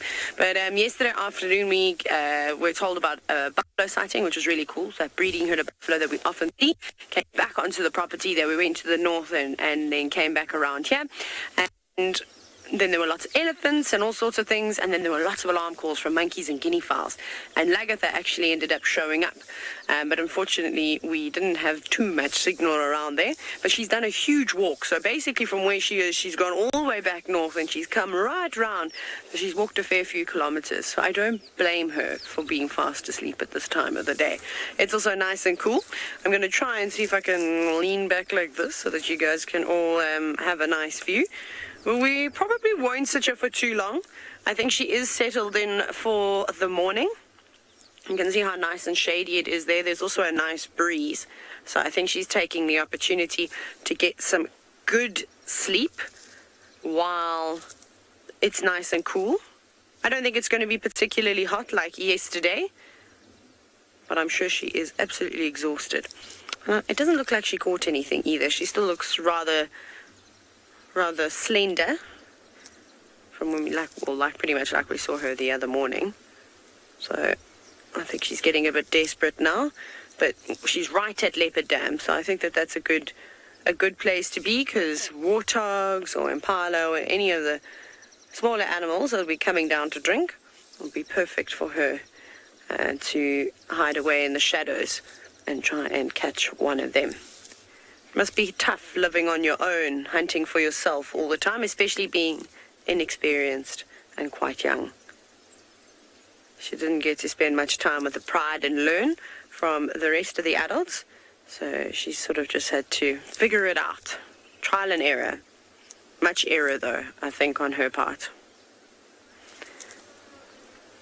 But we'll sit here for a little bit longer and hope that she does decide to get up and maybe go and look for something to eat.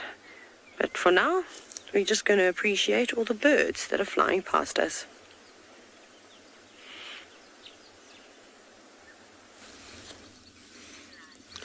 Well, talking about something to eat, you can see these little leopards are looking. Now, this is the little female. She's super cute and dainty in comparison to the male who's charging around, still chasing impalas.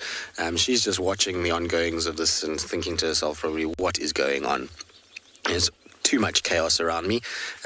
From what I understand with the guys that have spent a lot of time with them, is they say that she's a little bit more shy than he is, which is not a kind of surprising thing. Often little females like this, especially when they've got they've got a brother as a cub mate or litter mate, they tend to be a little bit more reserved, because the boys tend to be a lot more brash and boisterous, and because of the fact that they are slightly bigger, they often will kind of dominate everything, and so you find the females become that much more timid. But she's super cute. Hopefully with all the shouting, Mom is going to come back and we'll get a reunion of all three of them. It's been so long since I've seen a leopard with two cubs. It's, we've on Djuma have been only seeing females with one over the last couple of years. So the last kind of two cubs together was Shongile and Hosana. So when you see these two together, it kind of always brings back those memories of that little boy and Hosana and Shongile together, and the antics that they used to get up to. And I'm sure these two are no different. And it's really nice to see that they're spending a lot of time on Chitwa. That's going to bode well for us going forward. The little male hopefully will not distribute too far. Maybe he pushes up towards Djuma, and then obviously to have another female in the area is always exciting. When you get females, they'll also not move very far. So it means that we should see a bit more of Tswalu or this little one. They should then hang around a little bit more, which will be good. Obviously, we also have, Kupona, which is Tswalu's previous litter. She was seen yesterday, apparently, not too far from where the Nkumas are feasting on their giraffe.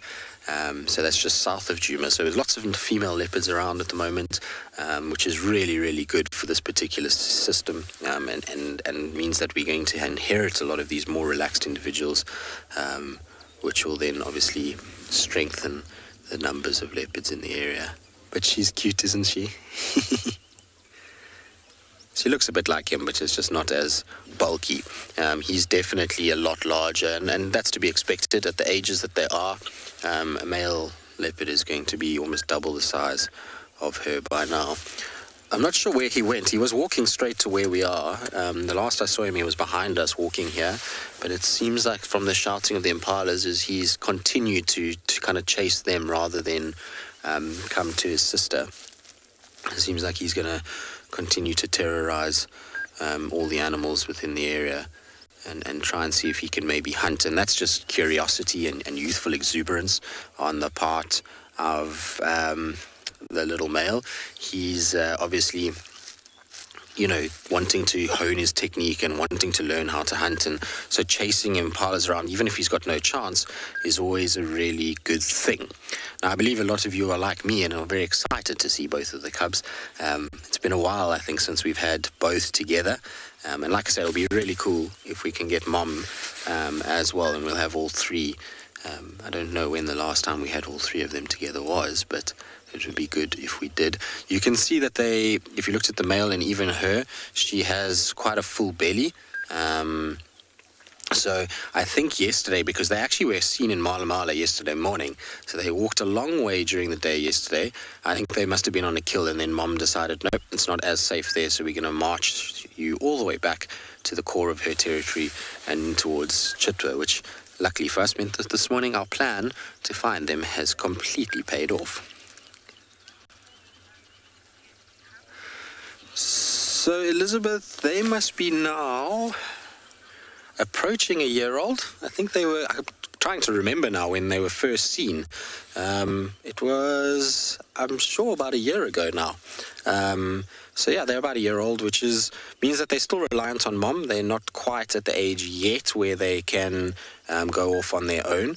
Within the next 3 to 10 months would really be the time that they start getting pushed by Mom. And what you'll find is sometimes, even when you've got two cubs, is that the separation is quicker with one than the other. So maybe she pushes the little male out first or the little female, but generally you find the males try to cling to their Mom for as long as possible, because life is very good as a young male leopard, because Mom feeds you also under her protection, and so it's a lot easier than being on your own.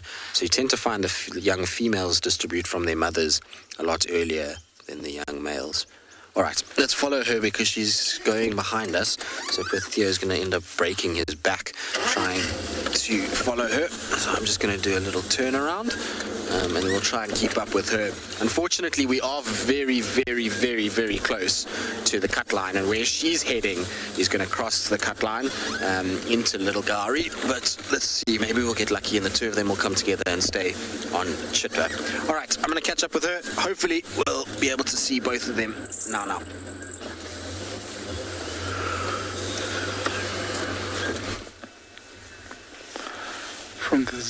From the leopards to our zebras, who look very calm, relaxed, and grazing.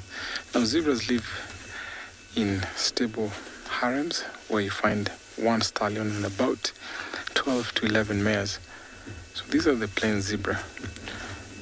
Unlike their counterparts who are called the gravy, who are found in northern Kenya, the males are very much territorial, and they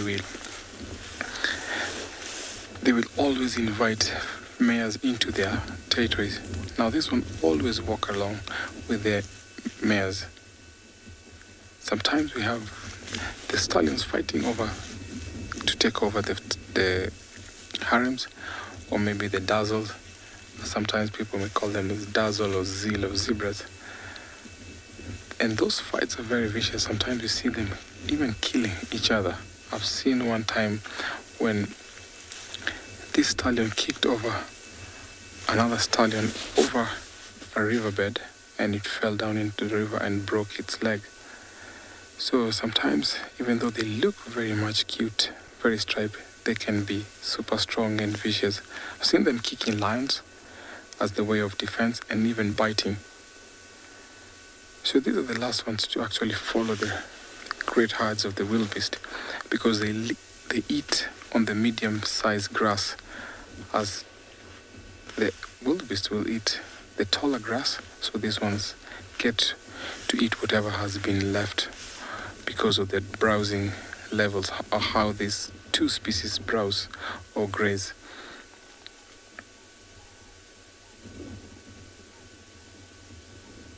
You can see a young foal there. So if, for example, another stallion comes and there's a small foal, what they do, they always kill those foals because they don't want a gene from another stallion.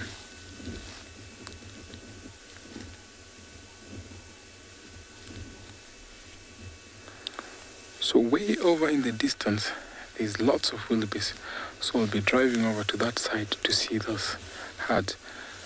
So these zebras will be slowly walking, following the wildebeest as they're heading down further to the west. See these two here? One on the right looks a little bit pregnant. This is almost their time for giving birth. And we see around December, towards the end of November, December, when they give birth. The gestation period is about 11 months, while the gravy is about 12 months.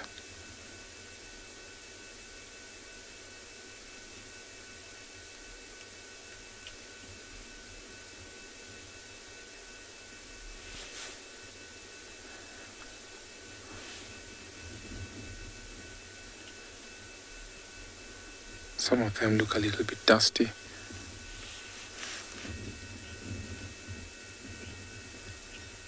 The Kamam belly looks pretty big, yes, because they're pregnant. But some of these actually not pregnant because they have what we call hindgut fermenters. They have gases that, because they're one-chambered stomach, they're not ruminants. So whatever is eat, they put into a digestion system where we call it the hindgut fermenters, where fermentation takes place on the cecum, as you can see on the back of their stomach. So sometimes they have bloated stomach and can be mistaken to be pregnancy. So if you compare these two, the one to the right is actually pregnant, the one to the left is not pregnant. That is because they are hindgut fermenters. Just like elephants, sometimes we can see them having very big stomachs.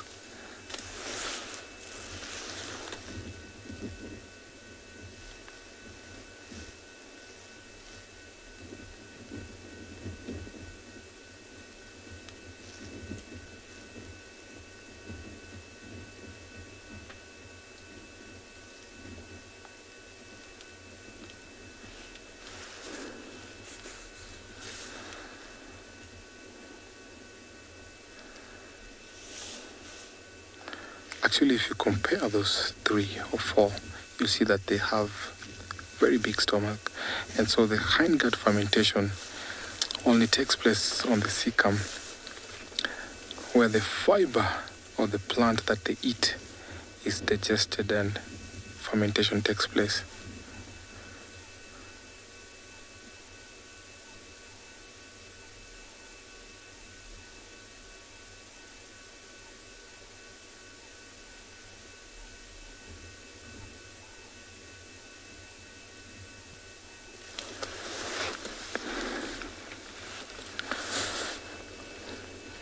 Now, if these zebras are successful to give birth, the young ones always follow them for about a week before they start eating.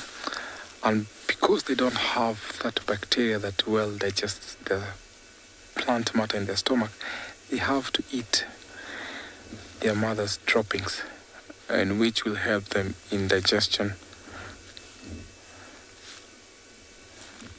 So I'll leave these zebras and head off to see the wildebeest, because there's a big herd over in the background as I take you over to another live location.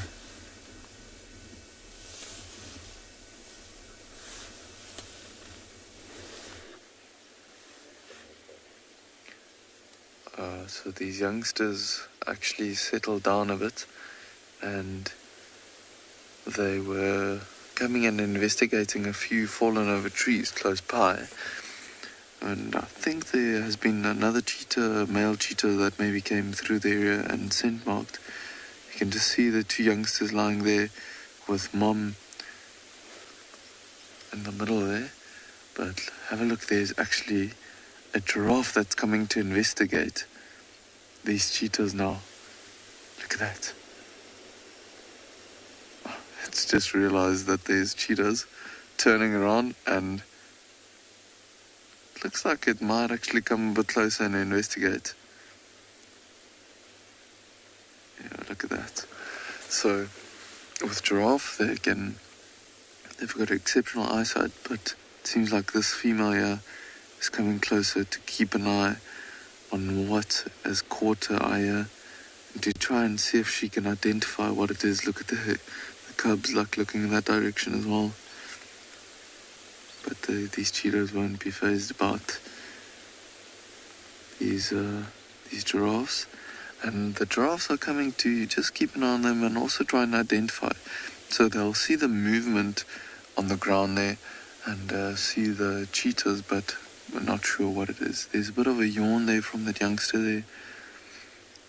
So see how it's like licking its lips as well.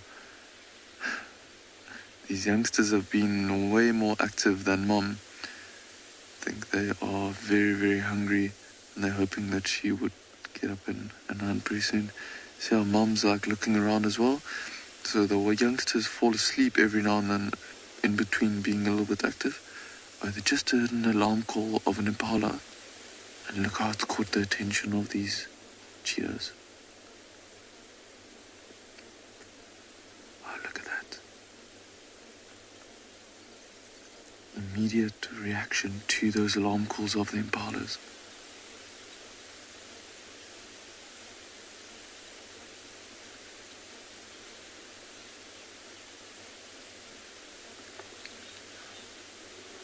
Can hear them alarm calling off to the right hand side. She's just trying to look if she can spot the impalas, because I don't think they're alarm calling to her.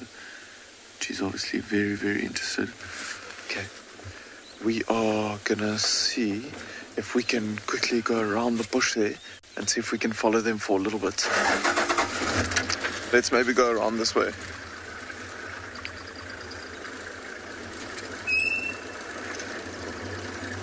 So if she starts hunting, we're gonna switch the vehicle off and we'll sit and just watch and wait.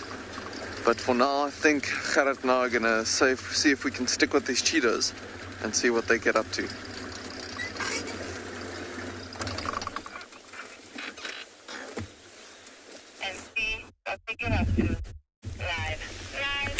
We got some more lions, everybody. So this now is the Birmingham Breakaway Pride. So this is the other half of the Birminghams. I'm sure I did mention them a couple of days ago, saying, you know, when prides get very big, they do break up. I think we're actually talking about it with the wild dogs. So when wild dog packs get too big, they break up. But anyway, that's what happened here. And this is now the other portion of the Birmingham Pride. And I haven't seen them in a very long time, especially not the entire Pride. And here, I think we counted 11 lions that are here, including this very handsome young male. And out of these 11 lions, I counted at least 7 young males of varying ages. Some of them are about 3.5, and some of them just under that, about 3 years and about 4 or 5 months. But very beautiful. You can see that one over there, yeah, head up. Now look at that mane coming. He's got that sort of mohawk in between his ears, quite a big mane coming down the side of his cheekbones. Yeah, there we go, just under the ears there. His mane, the mohawk part of it is a lot bigger than the actual Birmingham sub-adult, the one that we were looking at earlier. But he doesn't have that sort of growth around the neck and the chin area that the sub-adult has. And the sub-adult's about 4 years. And this one, as I said, probably about 3.5. See, he's just looking around. There's another ranger joining us. And you see he's just having a look to see what he's doing. But it's actually really awesome to see them again, to see how much they have relaxed. So that one there that you can see now, I don't know if you guys were watching, I think Rowan was driving, and we saw that one male lion up on Alfred Dam Wall. He was just by himself, just relaxing there one day. That is him. So he's about the same age as the sub-adult male. He's also just 4 years old, plus or minus a month or two. But he's definitely the oldest male that's out of these lions that we're looking at the moment. And then if Odie scans out, so we'll count there. So the one sleeping at the bush here is one. Then the one that we were looking at originally, yeah, that one on the left. So 2. And if you scan to the right there with the other clump of lions, that one there with its head up, 3. So those ones are all the same age. They're all the ones that are about 3.5. Now, if you look at the one with their head up, if Odie just zooms out a touch, you can see the one on the right of him, the one facing away from us on the right, and then the one on the far left of the shot. Those are also both males. And then there's the one in the middle, and they are all a similar age. Those are the ones that are about just under 3.5. They're close on like 3 years and 3 months, 4 months. It's going to be a phenomenal pride when they grow up.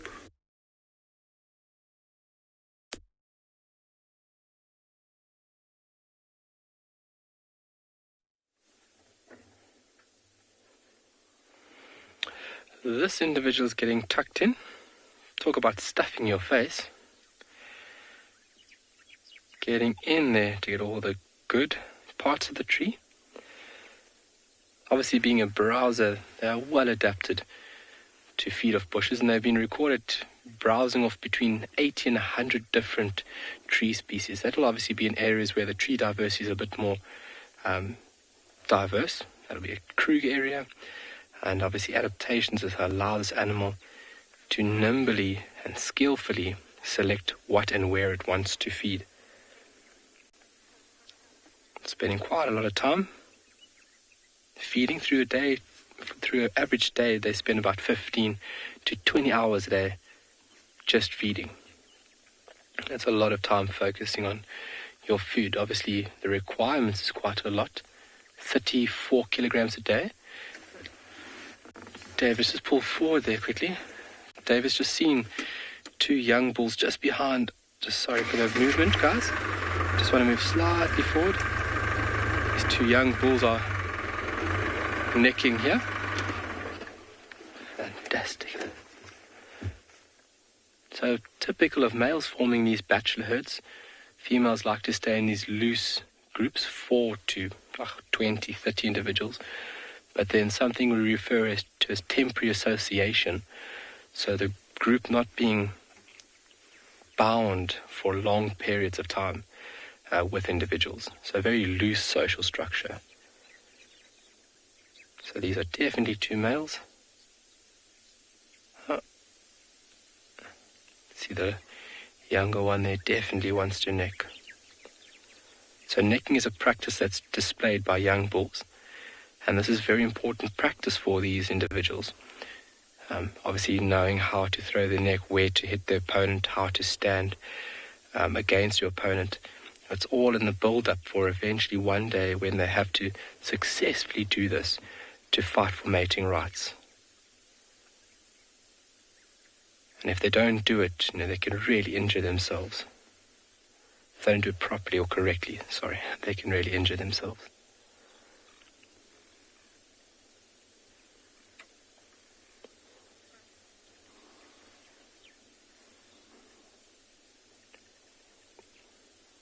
When they're really going at it, you can hear how the head hits the opponent's body from quite a distance away. You can hear this deep thump from the impact of the head onto the opponent's body.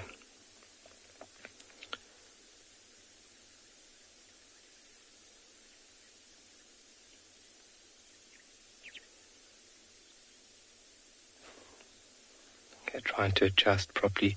So standing next to each other, and they sometimes cross their legs. And they get themselves into that position, and then they just throw that head like a club into their opponent.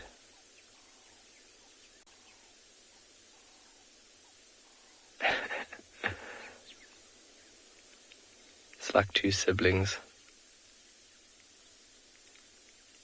But these will be from different mothers. Oh, bullying him a bit. Shall I pull forward for us a bit more, David?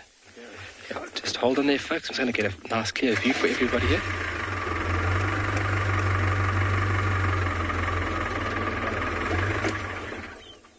There we go. Look at that. Great.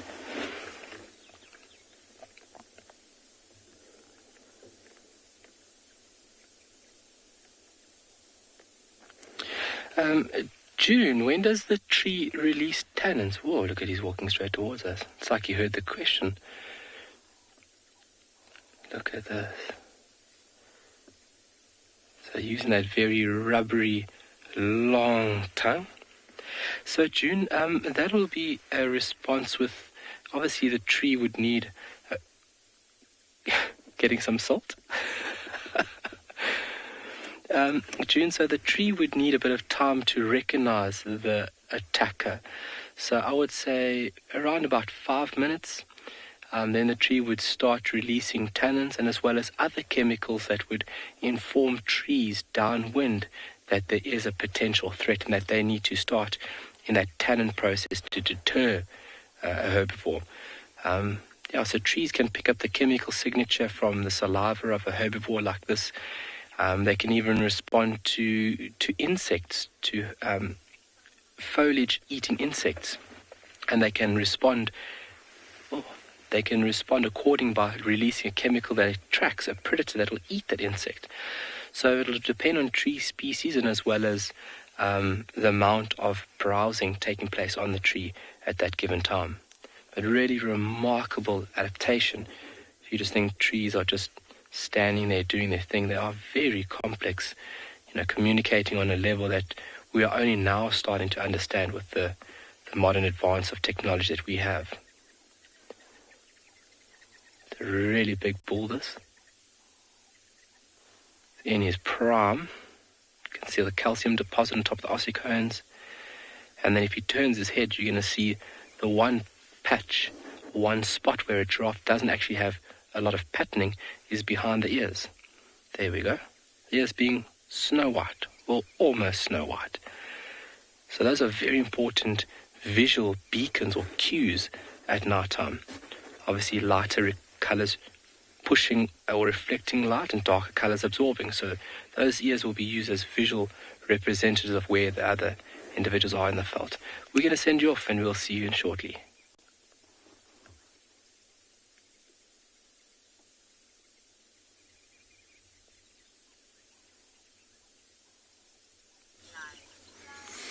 Well, we're sitting with the young male now. The little young female unfortunately crossed the boundary into an area we can't go. So now we're just enjoying the little boy's presence. But how epic is it that we got both these leopards? And it was amazing because no one had come actually to look for them. And we drove down, and the guys said that they'd heard some monkeys alarm calling close to the camp.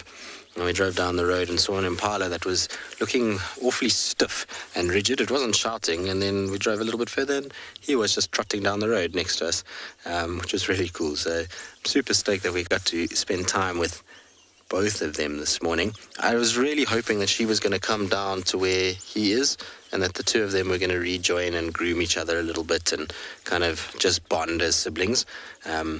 Maybe they still will, but you never know. For now, she's too busy following those impalas that went into the nearby property. He's busy watching waterbuck at the moment. That's why he's lying down the way that he is. There's waterbuck all around him, and I think one lonely impala in amongst the waterbuck. Now, the waterbuck are not really on his menu, I'm afraid. Young waterbuck, potentially yes, but these are all big males that are walking around him at the moment, and so and that means that he's not going to have much luck. They're too big and too powerful for him. He needs to look after, or go after small baby baby waterbuck, if he's going to have any luck. And it'll have to be when he's a bit bigger. Tingana at one point was very, very good at hunting baby waterbuck, particularly around Chitwa. He used to go after them fairly regularly. But he was a lot larger than what this little male is at the moment. He's a beautiful, beautiful boy, though. I was lucky enough to see him the last time I was at Djuma. And he gave us such a cool afternoon, being, well, full of his normal antics, as well, full of a young male leopard's antics. This morning he's been a lot more kind of focused on impalas and far less playful. But that might change. Like I say, maybe when the little female comes, they might get into a situation where and they start to play a little bit more. But the way he's kind of perked up, I think he's maybe spotted her. Oh, there she comes. She's coming straight towards him now. Awesome. She's going to come out behind us towards him. But you see how his demeanor changed completely as soon as he spotted her. So the waterbuck and the impalas and all the other things that are here, those are things that he knows are around him. But as soon as he sees another leopard, he always has to be a little bit careful, because it could be, potentially an individual that could threaten him. And so he'll have popped his head up just to make sure that he knows who this leopard is. But it looks like she's going the wrong way again. You're going the wrong side, girl. You need to come this side.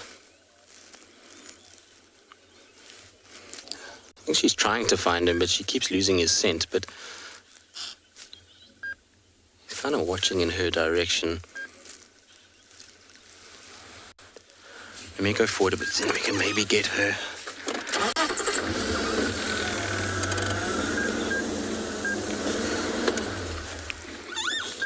Now, Louis, you say that, I didn't copy all of it, but you said that he's going to be big when he grows up. He'll be a big boy. Most male leopards are generally big. You'll just see the top of her ears there and the little white tip of her tail.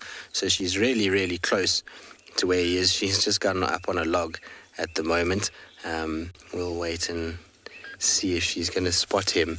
I think she's just watching and hoping that he arrives. And if she sits up, that he'll be able to spot her and kind of come to where she is. But that white tail is such a diagnostic feature of them. You can spot them a mile away when you see those little white tails twitching. You see how he's interested? I wonder if he's not going to make his way there. You know what? Yeah, I want to just go around, because there's such a cool shot of a waterbuck staring at the little girl on the log. And if we can line them up, it will be very, very, very cool. He'll also hopefully come around towards where she is. But I just want to try and see if we can potentially get the waterbuck and her kind of staring at one another.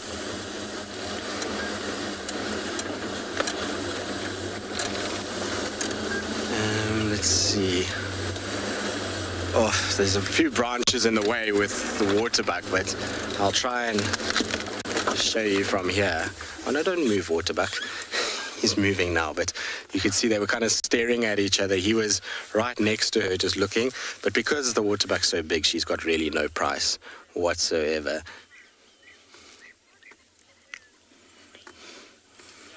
Pam, no, I don't think so. I don't think these two would mate. I think you're going to find a situation where they're going to distribute long before they are, adults. What you might find is, it is possible later in life that it can happen. Very, very seldom does it happen, but it is possible that it can happen. Isn't that beautiful, though? That is the quintessential leopard right there. Her on this little log, kind of posing as beautifully as you could ever, ever, ever possibly wish for. She's very pretty. I'm so glad we got to see her today.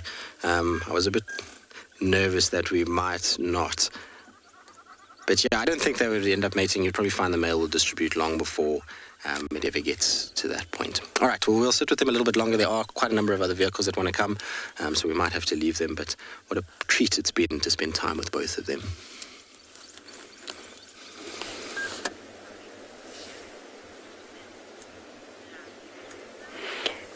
So we have not moved an inch, and neither has the lioness. She is also still fast asleep under the tree. I don't even think I've seen her twitch her ear or flick her tail. So I think it's safe to say that for at least the next little while, she's going to behave like a lion. But it's important, eh? It's important to get your rest, especially when you're out hunting all sorts of things and not catching anything. It must be quite demoralizing as well. I know what it's like when I walk to the fridge and I open it and there's nothing in there that I want to eat. There's food, but okay, well, maybe it's different for a lion, but there's nothing there. And then I close it and I go away and then I come back again. And that's nowhere near as exhausting as what a lion has to do. I really sometimes feel sorry for them. But anyways, lots of the plains game have started coming back with all the nice green grass that's around. The herds of impala are only just growing in numbers, and there's lots of warthogs and things about, and I think it's going to get a little bit I know it's going to get a little bit easier for her in the next month or two, so maybe towards the end of November, beginning of December, where a lot of the animals will start giving birth. We should start to see little warthog piglets running around. We'll definitely see some impala lambs, and who knows, maybe even the odd zebra foal or two. And we're very fortunate here at Pridelands to have plenty of those animal species, so she'll be able to snap up a little warthog or an impala lamb or something like that, and that will just keep her going. But she does all right. She seems to catch impala quite regularly. But like I said earlier, this is a good spot. There's quite a few animal pathways that lead down into the direction of this Tamboti thicket, and I know from spending quite a bit of time on the northern side of Leopard Dam that most of the time the animals end up coming to drink on the southern section, so it's much easier for them to reach the water. The other side is a little bit on the steeper banks. It's difficult to see because it's quite thick. I can't believe that just a few weeks ago when we came through here, we could see clearly from this position into the dam, and there has just been an absolute burst of life from all the vegetation.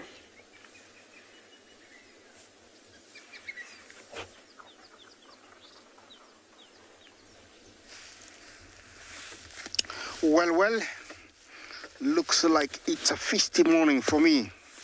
Lions eating to scavengers on duty. Here they are, all in big numbers. They have cleaned these wildebeest clean. The only thing they are leaving is the structure, the skeleton. You can see that. That is a leopard-faced vulture, one of our large vultures. Distinct features for it to identify it is that ivory-colored beak above the beak. That is how you pick up. Then the one to the right is the African white-backed vulture, our third largest vulture. Very, very common.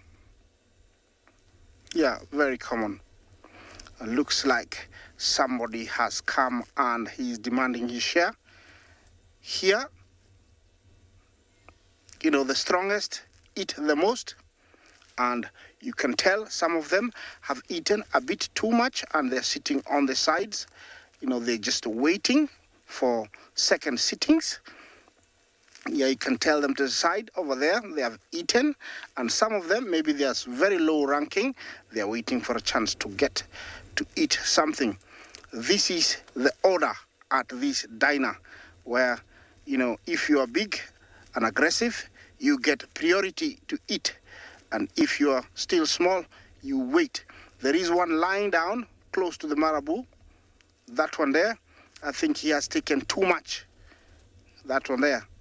It is normal at this table to feast as much as you can. And I think that one has eaten too much and is just waiting for digestion to take place so we can take off. They do that. You know, these African white-backed vultures, they don't play with food. This is some of our scavengers that we have here. They are birds of prey. We have 6 vultures, around Africa, here in the Mara, and here I have about 2. The marabou stock is a stock. The beak is not well adapted for cutting meat. It is just for intimidation and picking those chunks that, you know, the vultures cannot eat. It does fish with the beak. It does pick up dung beetles from elephant dung and rhino dung. But here you can tell there is meat. It cannot go cut. It just wait for big chunks to drop. So all these are our scavengers that we get here. They do a very essential job because without them, you know, we would have very many carcasses rotting away, going to waste and not properly utilized. And they come in and play that role of making sure that they utilize these carcasses. Of course, if they were left, maggots will find places to lay their eggs and other insects. But while doing that, you know, they might spread disease and also increase. So the vultures and the marabou stock come in to do this job. These guys have got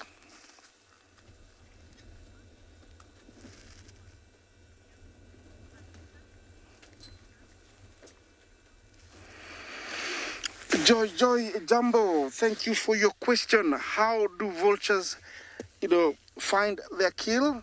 Sight or smell? It is both.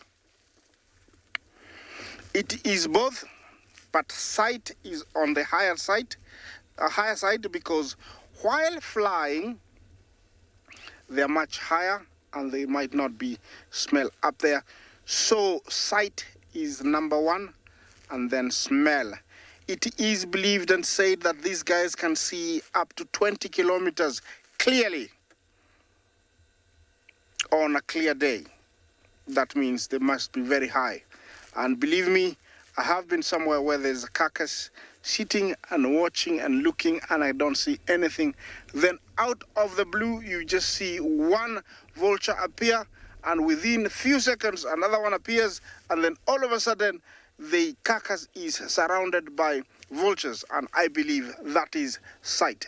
So, Joy, sight is the main, you know, keen sense of sense, followed by smell.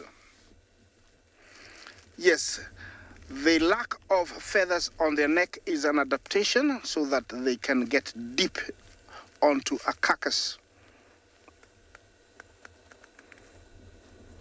So they have amazing eyesight, these guys.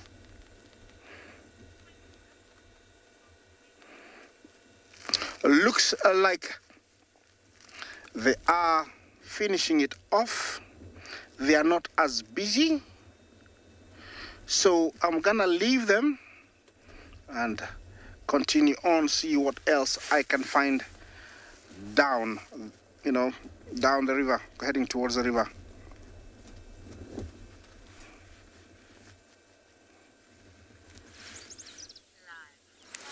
Well, our 2 little cats have found each other. Unfortunately, the female has now left already again.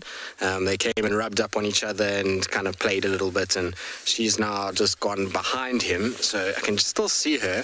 She's not that far. I'm hoping she's going to come back towards where he is. He's standing up now, obviously, because I think he's spotted something else that he potentially wants to go and hunt. Maybe there's some poor unsuspecting antelope now that's going to be chased around by these two hooligans. I'm not sure, but they, like I say, came together and it was just kind of a little head rub, and they sort of rubbed up against one another, and that was that, which is pretty typical for leopards. Particularly siblings, they often just all they do is kind of rub up on each other. But you know what, Theo, let's go around because we'll get the two of them together. Actually, if I just go around, we'll catch her, and then we can catch the little male kind of behind her. I think that's the idea anyway. Where did she go now?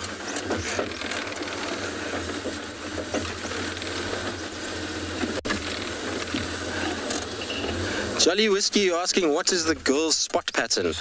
Jolly Whiskey, I absolutely have no idea because I have only seen her for the first time today. But if you give me 2 seconds, I will tell you what her spot pattern is. I'm pretty sure James Richard will be able to help us and give us a spot pattern, but it looks like 2-2 is what her pattern is. I might be wrong, but that's what it looks like. Looks like she's a 2-2 female. I'll have to look properly.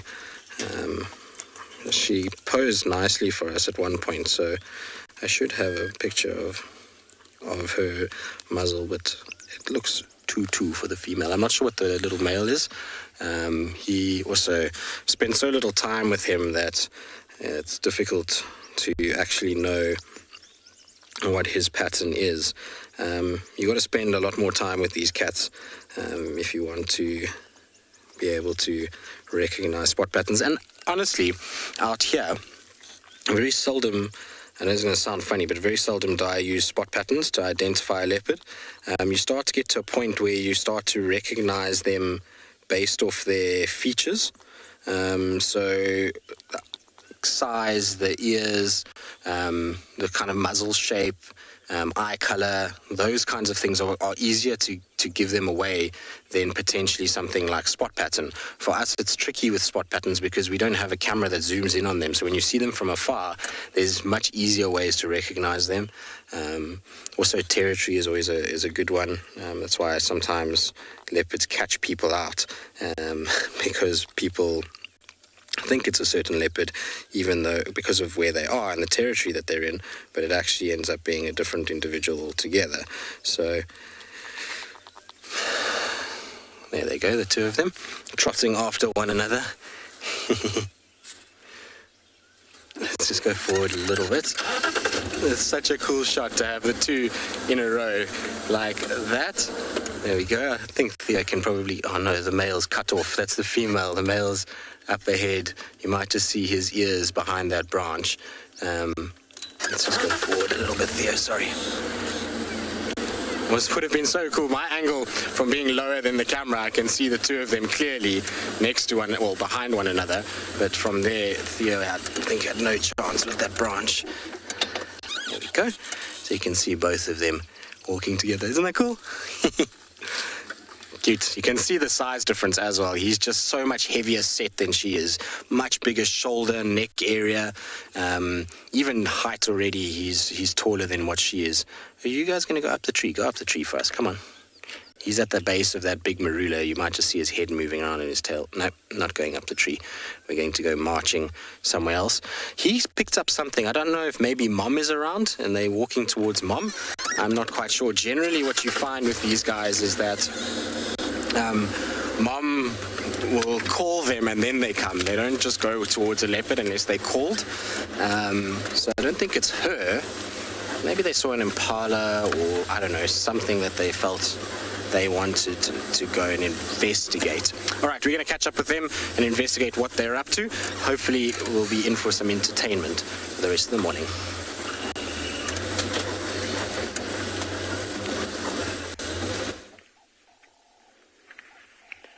Lovely dragonfly. Yes! Oh, wow. What a beautiful insect. Very active. Look how fast that head turns. Come back. Oh, my word. This is a two-striped skimmer. in view right now.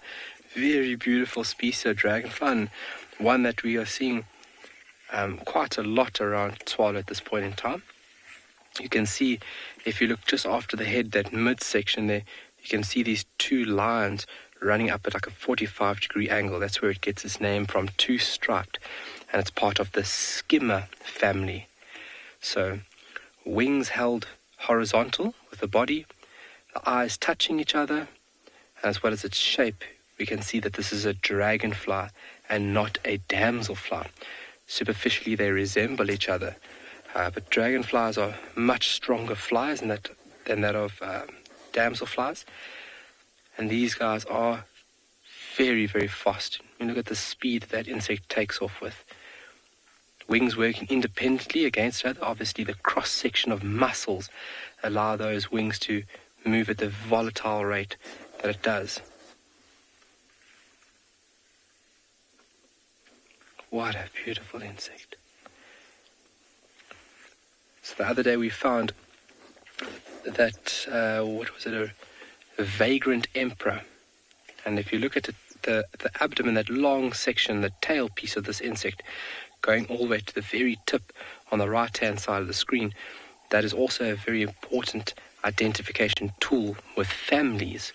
So a certain family will have a certain appendage or shaped tip at the abdomen. You're also using the wing panels. You can see the white spot. All right, we're going to send you off quickly. Hold on. We'll see you now. Right, so Mom did arrive. As we said, with all the commotion, Mom was certainly going to kind of come and check. And you can see there's Mom, and the little female is going to be the first one to arrive, and the little male is coming from the back. He's trotting behind her. So we should get all three of them meeting up, which is exactly what I wanted. Isn't this cool? Look at how she runs with excitement. Hey, Mom. Oh, is that not the sweetest thing? Look at that. That is her bonding, making sure Mom knows that it's her. Oh, that is as good as it gets. That's for sure.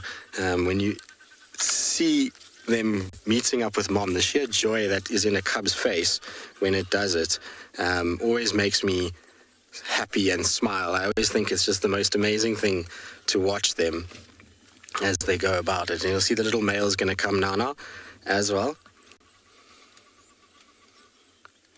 I'm sure the little female will come back to Mom shortly. Do you hear him? Look at him bounding in. Isn't this cool? Oh, that is so special. Well done, guys. You found Mom. You would swear that they've been left for their whole life, the way that they've just kind of bounded in there. She's only been away for the past little bit. She left them last night. She was with them last night, apparently, until about 8 o'clock the guys had her. So it's not like she's been gone that long, but you can see his size in comparison to her, how he's almost bigger than she is these days. He's getting absolutely massive. Oh, that is cool. Come on, little girl, you come back as well and make a little cat trifecta. There we go, look. All three in one frame. Look at that. Isn't that cool? Oh, that is so special.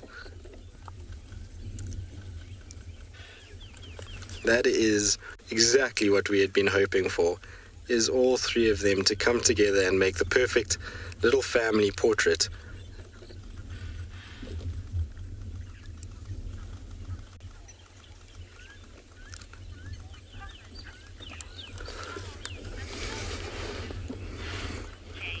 James, I think you and everybody else too, I think we all love to see a reunion between Mom and cubs.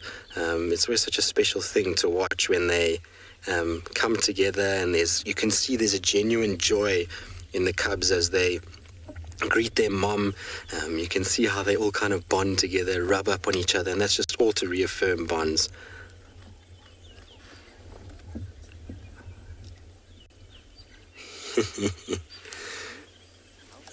And then they're like, okay, Mom, I'm done with you now.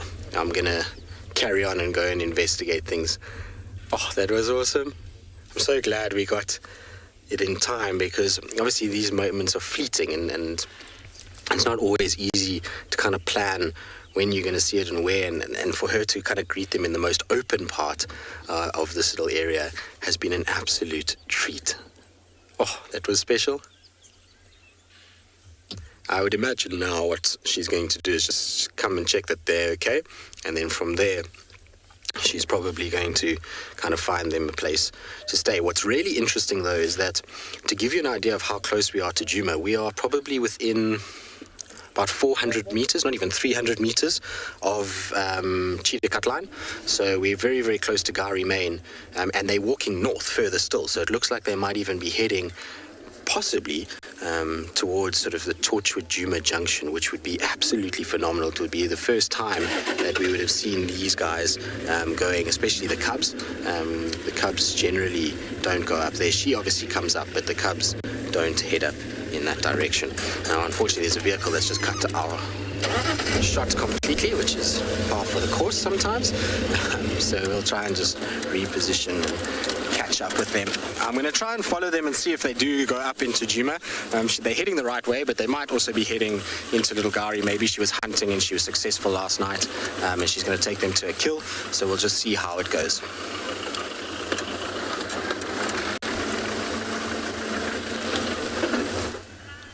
Zambo, and welcome again to the Mara, where we have a sleeping lion. He was walking around when he got here, but then he went to drink and then came to sleep here. He keeps on raising his head, but he's a little bit shy. And on his back, I can see scar marks, but they're already healed. So I think he must have walked into another lion's territory and got a little bit in a fight. So when lions don't have their territory yet, they become nomadic, and when they walk into other lions' territory, they get a little bit of fight because they're not welcomed. So until he gets to find another male who they can form a coalition, he still has a long way to go. So he looks like he already fed.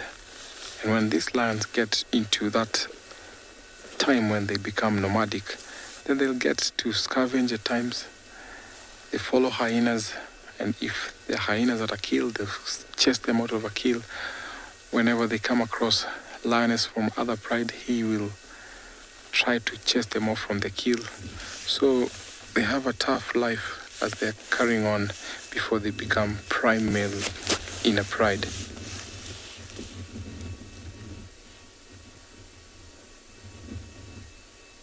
Good thing he looks well fed, he looks fit. So it seems like he's going to form a very good breeder when he gets to his prime, where he owns up a territory. He looks like he has blondie mane, so I've not yet identified him because he looks like he's not from within. So I'll be curious to know him.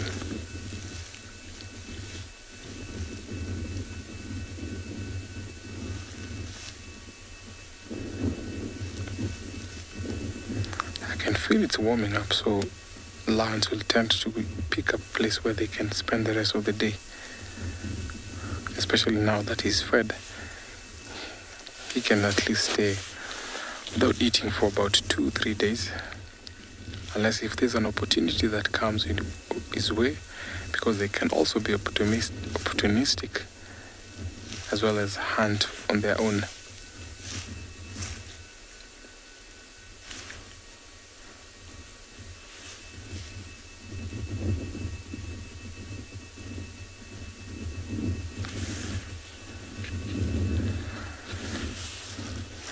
So I think I'm going to leave him here to sleep. So I've seen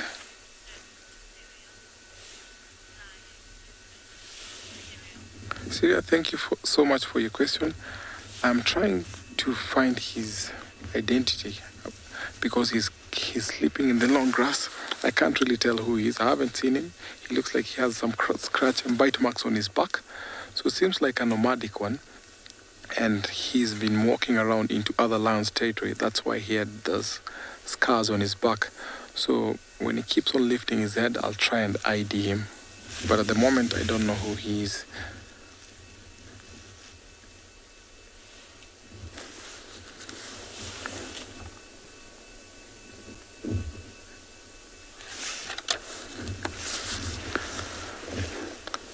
I'll hang around here to see if I can recognize this lion here as I take you over to another live location.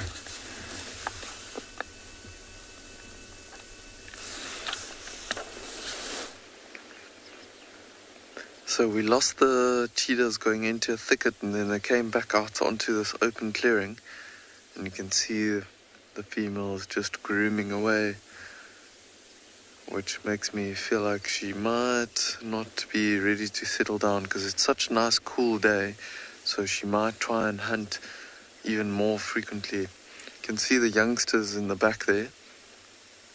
They were actually running around and chasing each other for quite a little bit, and they've, I think, tired themselves up out a bit, but they're almost lying on top of each other there, so I think they are still a little bit playful. If we see one of them get up, then the other one will almost certainly be inclined to jump up and play with his sibling. See how they just started looking to the right hand side there, and oh, look at this female looking straight past us here. So she's got herself on a little bit of a rise, so she can just see over the grass, and she doesn't have to lie in between the grass. And she's staring in the distance, hoping to see if she can spot some other animals. But there's actually some giraffe that's coming closer and closer and closer, coming to investigate these cheetahs. Look at that. So close to these cheetahs. The youngsters were playing earlier, so lots of movement around this open area. Look how they're staring at the cheetahs. Super inquisitive of them.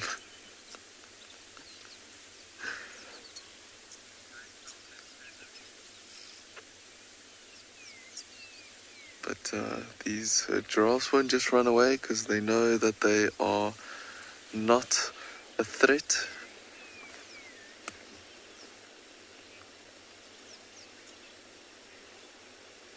Andrew, you're asking if cheetahs are related to servals. I think somewhere down the line they are somehow related, as they are big cats.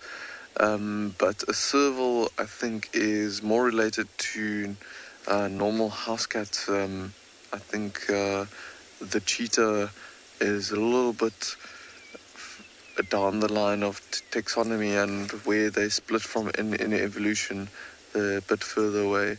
I would say that a serval and all the smaller cats are very closely related, and cheetah not so much. Just here, the other vehicle also joining us into the sighting here. And see how this female's lying on her side there with her head up like that, and that way she can lie down and rest, but still keep an eye on anything that's happening around her. So not just in this open area to keep a lookout for prey, but also to see if she can spot any predator that might be a threat to her and her youngsters.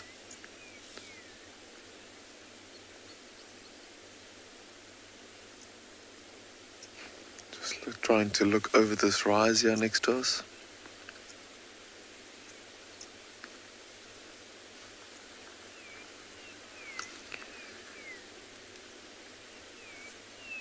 See the youngsters starting to play there in the background. Just a little bit of a scuffle happening.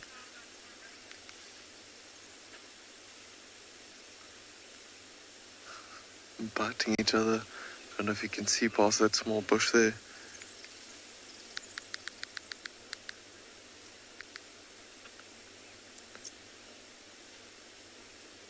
just wait for a moment. We might see these youngsters get up and chase each other around a bit.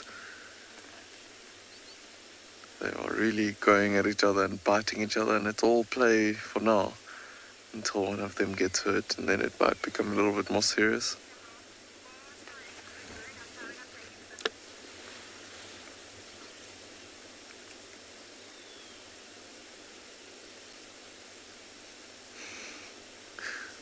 The one's starting to like nibble on the hindquarters. Look at that.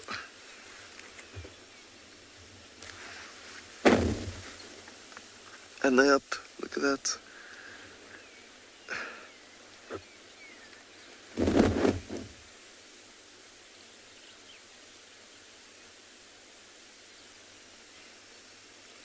Andrew, you're asking how many cheetah moms have cubs on Pina at the moment. It's quite difficult to say because there might be females that are denning that we don't know of, that are hiding their cubs away for the first couple of months of their lives. But we definitely know of at least 4, I think there's about 4 females that's known to have youngsters, and where the youngsters are old enough and moving around with their mother. Look at these youngsters. There's almost like, see the one that's sitting upright? It's almost like that one's the one that's been getting the other one down all the time. Wonder if it's a little bit stronger. Maybe it could be a young female, so a young male going and playing with mom as well.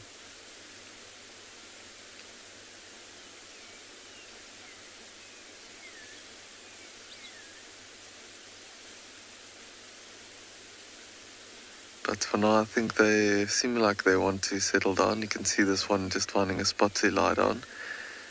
And I think Gert and I are going to hang around and keep watching these cheetahs be as playful as they are.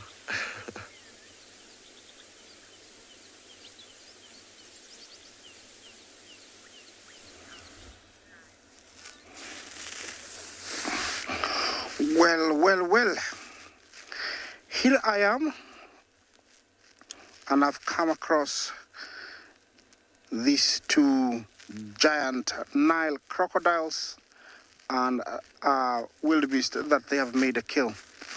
Definitely they didn't come out to fetch it, so the wildebeest had gone down, I would say, to cross, because if it was to drink, there is plenty of water in the plains, in a lot of places. So there could have been a crossing here that happened. I didn't see it.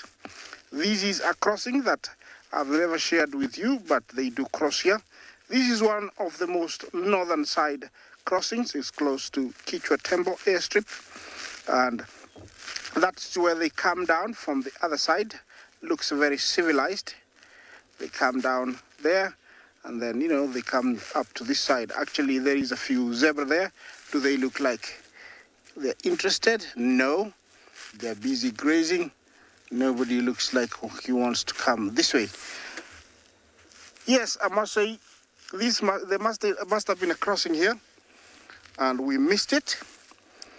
I know you're saying how, but we cannot be everywhere sometimes, and sometimes there's very many things that we'd like to share with you, but we missed them, and this was one of them. They did cross here. I can tell there is another line of of zebra that I saw back there that's coming. But let's go back to our crocodile.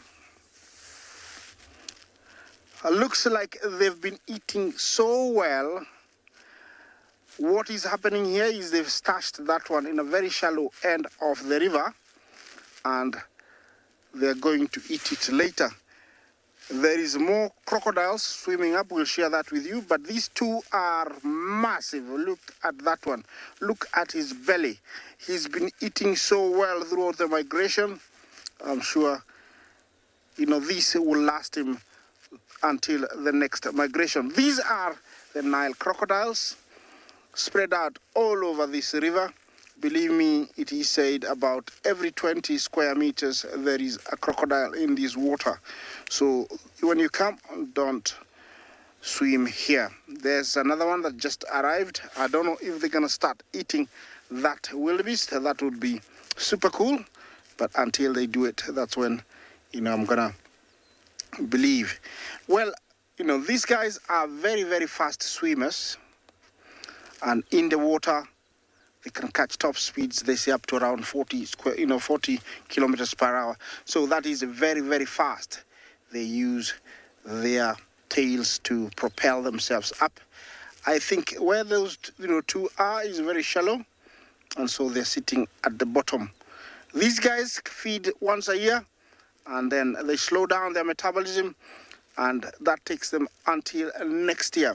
An animal built for the kill, you can tell its eyes are on top of the head, the nose on top of the head, and also the hearing sensory organs, just those two notches just behind the eye, are above the head. So when swimming, they don't make a ripple.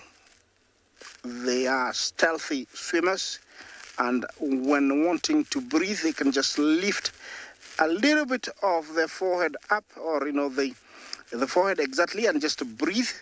Also, when they need to see, they just need to lift their heads up and they will see. This looks like a very big male, very old, and he's been sitting here maybe for a long time. I can see all that accumulation of dirt on his side.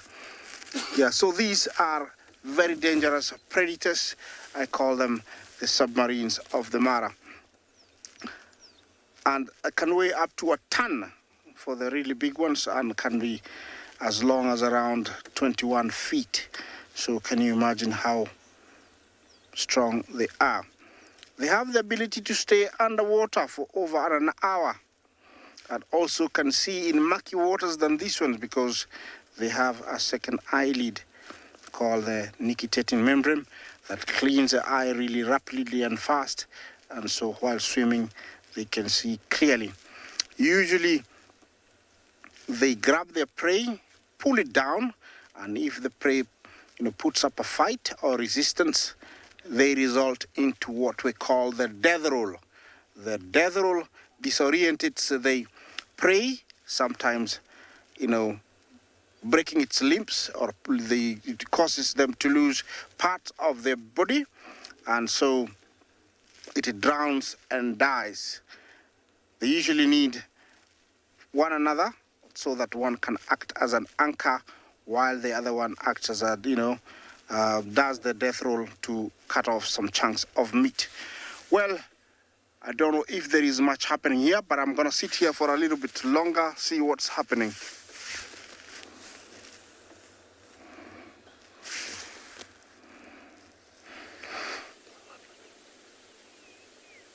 You can see these youngsters are grooming themselves. They actually were playing and fighting over their mother, and she just gave them a growl, and then she got up and both of them lied down, and she went and lied down right in between them, almost to tell them that it's now done. You can see the one grooming her closer to us, so a lot of grooming and yawning and happening every now and then between these cheetahs, so telling me that they are settling down a little bit, but they are ready to go whenever there's an opportunity for them. So you can even see this youngster grooming itself, how skinny it is. There's no bulging stomach or anything there, so they are very, very hungry.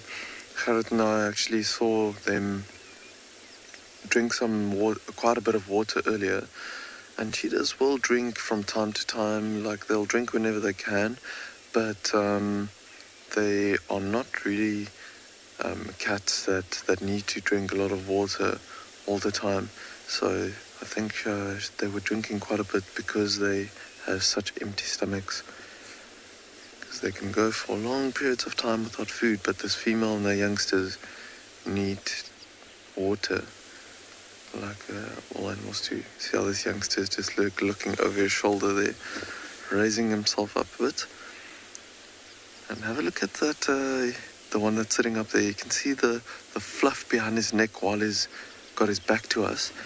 And I don't know if you've ever heard of how this young cheetahs, so when these two youngsters were very small and they were hidden away, we were just talking earlier about how they get hidden away for the first couple of months of their lives.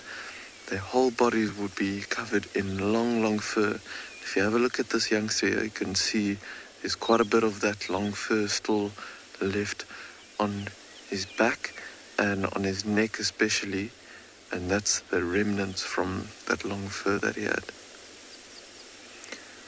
And that long fur, these youngsters would have probably been hidden away in a nice long grass area, or where there's some nice thicker, dense areas, and that long fur would have helped to keep them camouflaged from other predators or being spotted by something else. Look at Mom, how alert she is, looking around all the time. Being on this little rise of this termite mound, she can see all around her, all across this open area, and clearly any other animals. Youngsters are really falling asleep.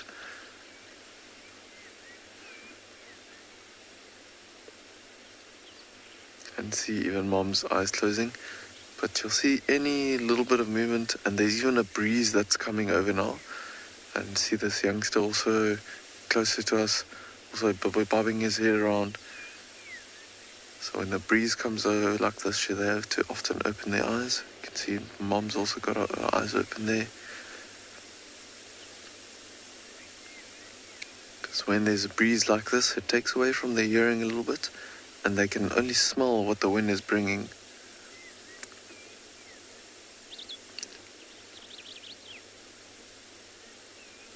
Josh, you're asking how often cheetahs drink water.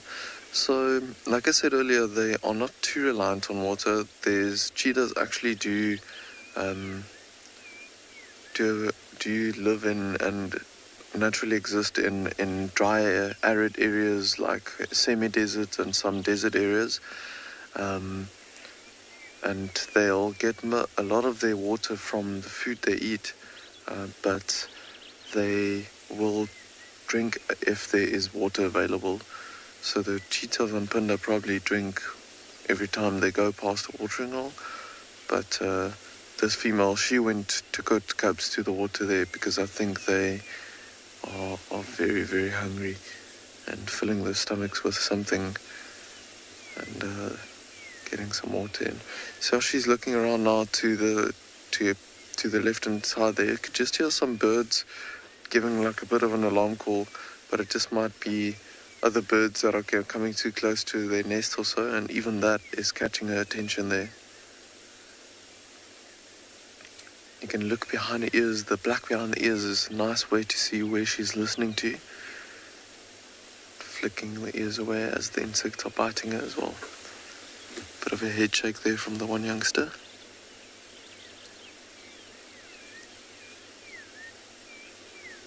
But for now, I think while they are still settled down, I'm now just going to stick around and see if they do get up to something later on.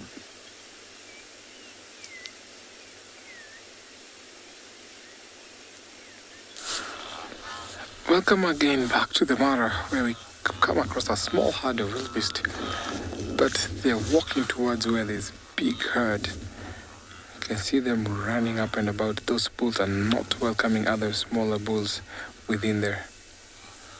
The little herds they had.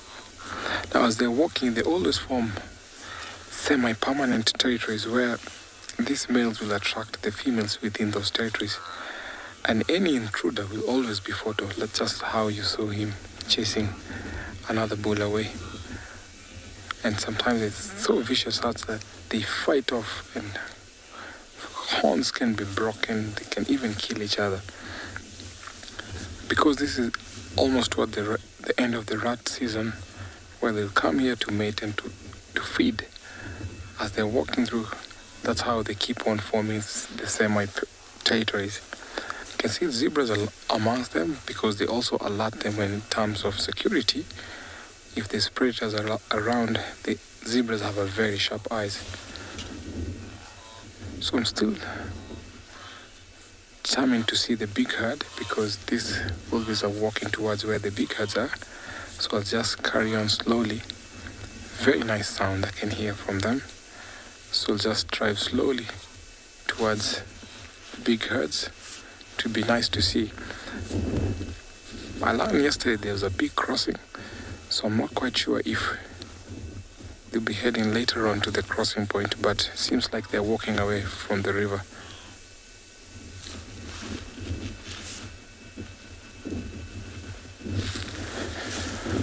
So let me go and see if the big herd is still there or not, because from a long distance away I could see there was a big herd across the hill.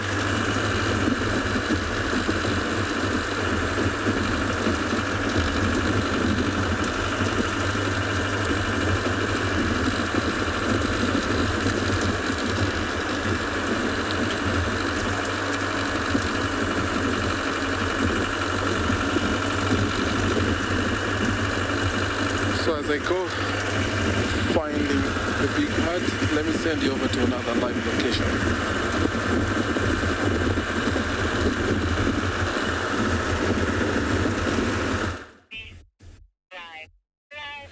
Okay, so we left the sleeping lions and we came to the full and sleeping lions. So now we're back at the actual Birmingham Pride, the ones that we saw this morning eating that giraffe. Now some of them are still eating, but on our way in there we came past these two. And you can just see how absolutely full they both are. I mean, the stomachs, look at that white one, it looks pregnant. That could easily be a pregnant female. That stomach is massive. You can see that body position, the legs in the air, both of them now, almost the exact same position. Now I think he rolled on top of him, squashed him a little bit. But if I keep quiet, just listen to see if you can hear the breathing.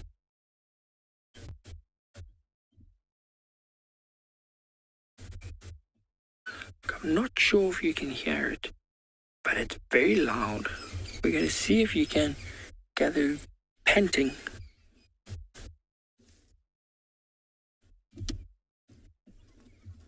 But that is just because now they are so full from eating that giraffe. It is getting quite hot now when the sun comes out. When the sun comes out, it becomes very, very hot. And they've eaten so much that they struggle to breathe. They take these quick, short, shallow breaths so that they don't get too much, like their lungs don't expand too much because their stomach's too full. And now you just see them struggle like this for the next 4 hours, just struggling to breathe while they digest. And then as they get a little bit of space, they then go back and eat. But you can see there's a female coming sort of towards us. So there's a water hole just behind our vehicle. And I think she might actually come here for a drink at the water hole. You might see my head. I apologize. I'm trying to move. There we go. So this is now one of the middle females. You can see just beautiful. Also very, very full. Big stomach. And she's actually going exactly where we thought for a drink. I'm going to reverse the car a little bit. So just hold on while we turn. And might get a look at her drinking. You can see there's actually another lioness at the water already. Another way back.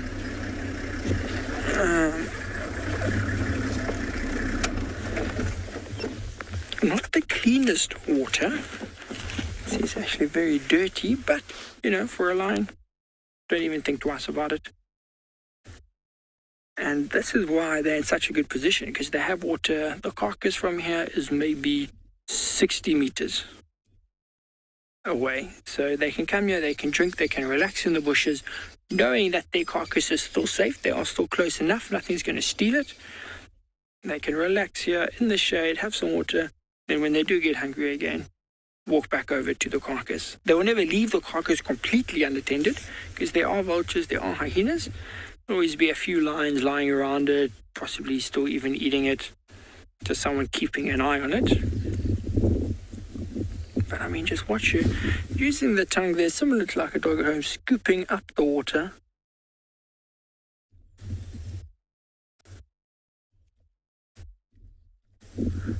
And they obviously don't get a lot of water per sort of scoop. They don't get a lot of water, and that's why she'll spend maybe 5-6 minutes here. Just keep licking, trying to get as much water as she can.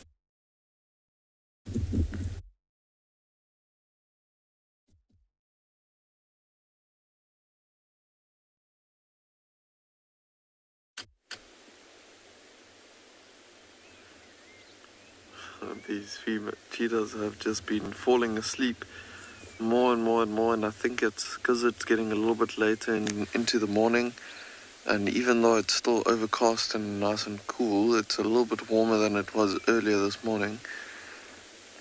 And you can see even the female's head is bobbing down and she's starting to fall asleep. So something that's just catching my eye, I was looking through the binoculars earlier. If you look at this female's face, I don't know if you can see, but just above her nose there, she's got quite a bit of a darker coloration on her face there, as if their hair is darkened over time. It might be a genetical thing that she's maybe just gotten that from her parents or so, but it's something that you can really identify this female from having this blacker nose. There you can just see her opening her eyes and looking around her after falling asleep a bit. But the little bit of black that we see on the nose there might even be from being a little bit older and starting to lose some of the coloration on the face there.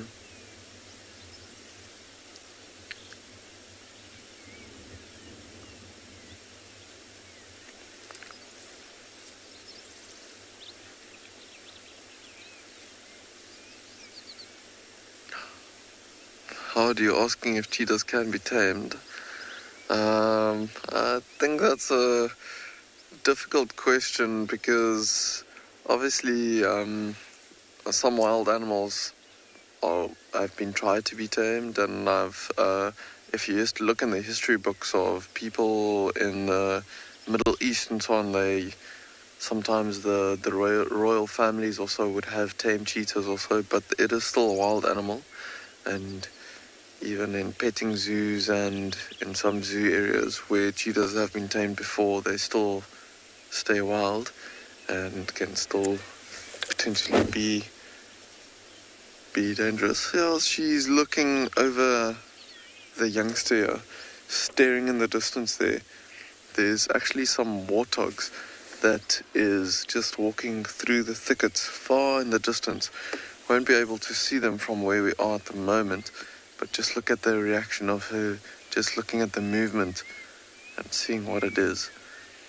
So let's see, it will be interesting to see what she does, because a warthog is not particularly a thing that she would want to would hunt usually, just because warthog is basically just a ball of muscles with some tusks, so something that she could get injured trying to hunt. But look how she's showing a lot of interest in those warthogs there in the back. Oh, there's some impalas that's walking through the trees as well, and that's something that she would be way more interested in.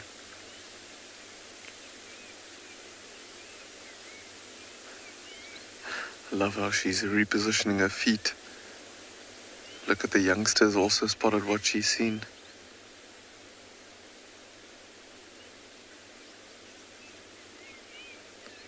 Amazing how she spotted them so quickly.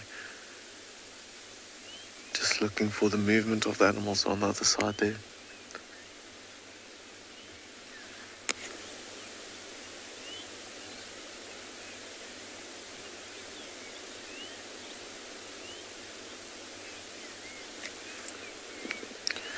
Mohammed, you're asking how fast these cheetahs can run.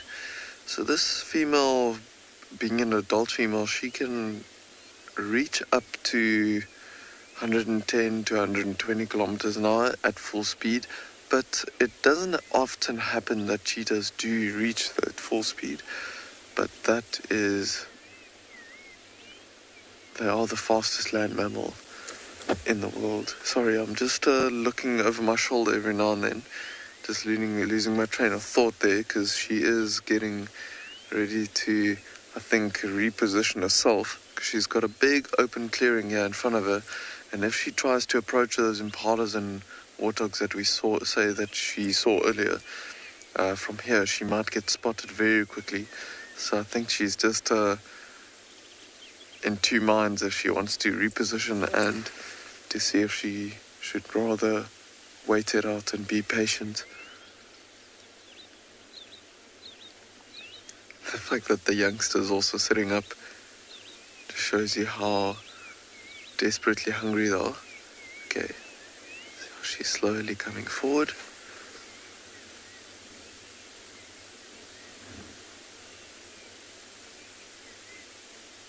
See the slow movement.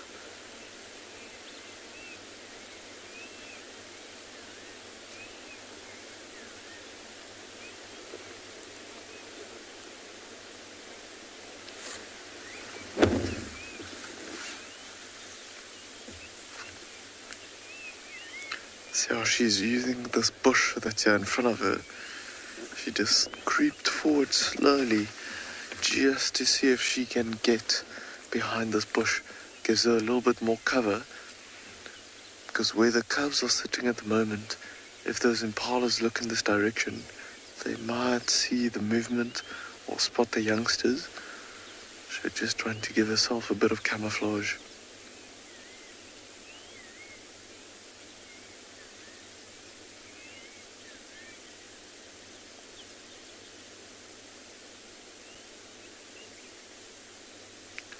There is the watering hole where these cheetahs went to drink earlier, not far away from here. And I wonder if these impalas are coming down through this clearing that she's lying in to the water to drink before, while it's getting to the warmer part of the day. Look, see how she loses interest a little bit, because she's just patiently waiting for them to get into a better spot, which is going to give her the best opportunity to try and hunt these impalas. You can even see the youngsters know exactly what's going on.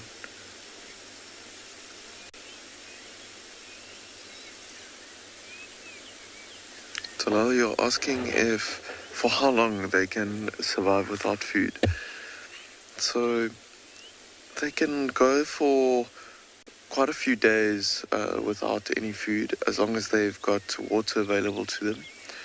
This female cheetah, we've been viewing her for at least the last 4 or so days, and we know for sure that she's been without food for about 4 days now.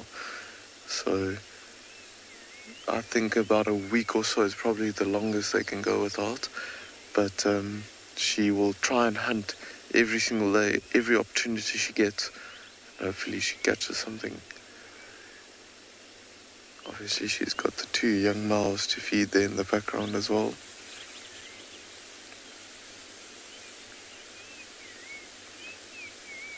But these youngsters know exactly what's happening. They can see the impalas and the warthogs where they are at as well.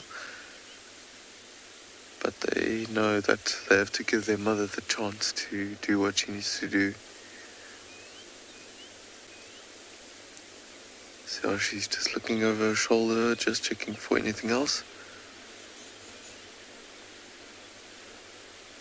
And if these impalas keep on moving the way that they are, they might move behind some bushes, and then we might see her change her reaction quite a bit.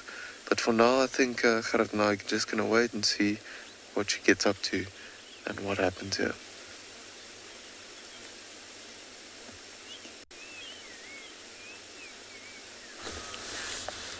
I hope that mama cheetah will be successful. Now, my mission I really paid. I've come to this place where these herds are in big, huge numbers. Now, some of them look they're walking towards the left, and that direction is where the river is. But then we have a smaller group that was coming to join this, and I hope maybe later on in the day they'll be able to cross the Mara River. So these herds have been here for the last 2 days. It seems like they've changed their course from heading towards the Ololo escarpment, where it's closer to the Masai Mara Serengeti border. But then we've seen a split up of herds where we have some on this side and some towards the border area. But it looks like all of them are heading back this way. It seems like it's going to rain because these herds follow the rains.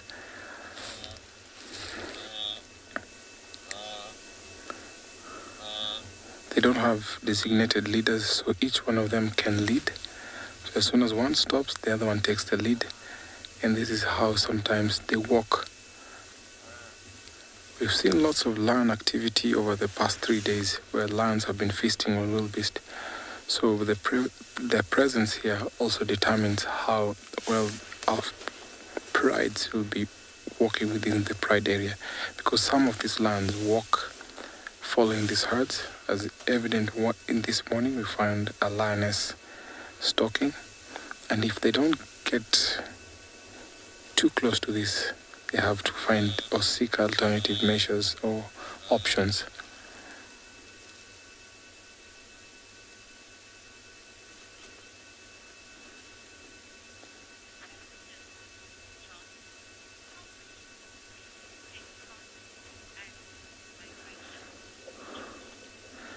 Josh, thank you so much for your question.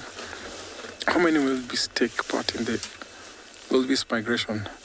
It's reckoned that it's about 1.5 million, but sometime I think over the years you've seen an increase in wildebeest numbers. So I'll reckon maybe my opinion is about 1.8.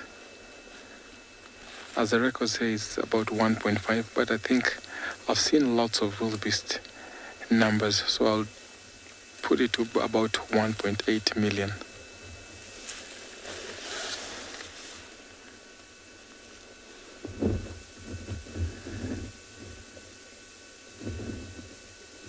So some are resting and some are walking towards the left of our screen, and I think that is the direction of the river. It's warming up, so most of them want to drink, and that is what draws them to get close to the river because of thirst. And as they get closer to the river, and because on the other side it's not being grazed, and we've seen good amount of rainfall for the last 3 days, so they'll be tempted to go for greener pastures across the river. So I think they might be able to cross later on in the afternoon.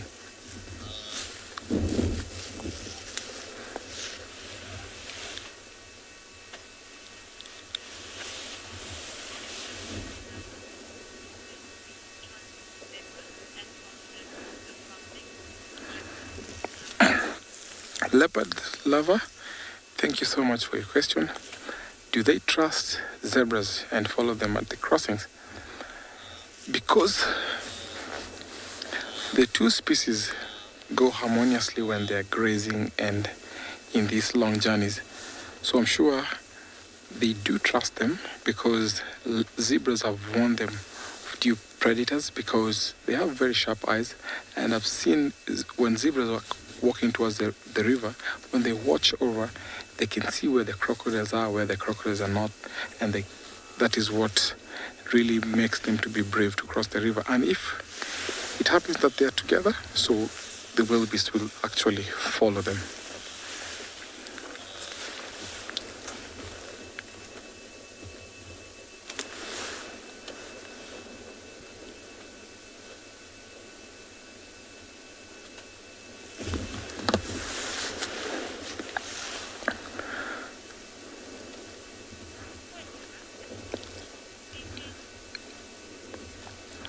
It seems like some of them have decided to rest, while some are still on the move. So I'll just hang around here for the next about 10 minutes, see what's going to happen, if they're going to join or some of them will decide to rest, as I take you over to another live location.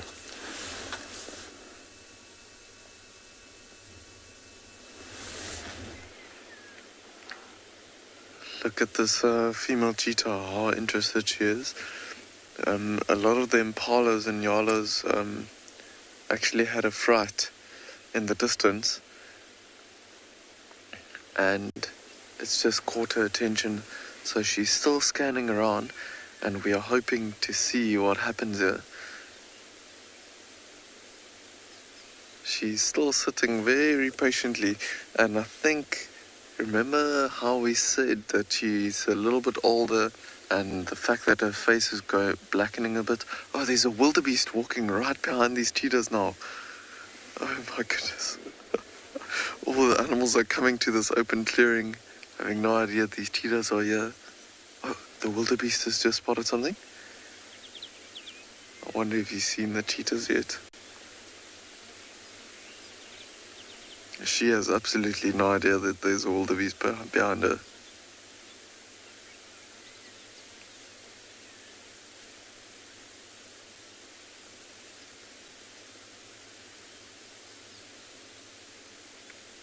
I don't think that wildebeest has even realized that there's cheetahs here. Otherwise it would have been alarm calling and making a snorting sound. Oh, there, she's just spotted him. Looks like just a one dominant bull.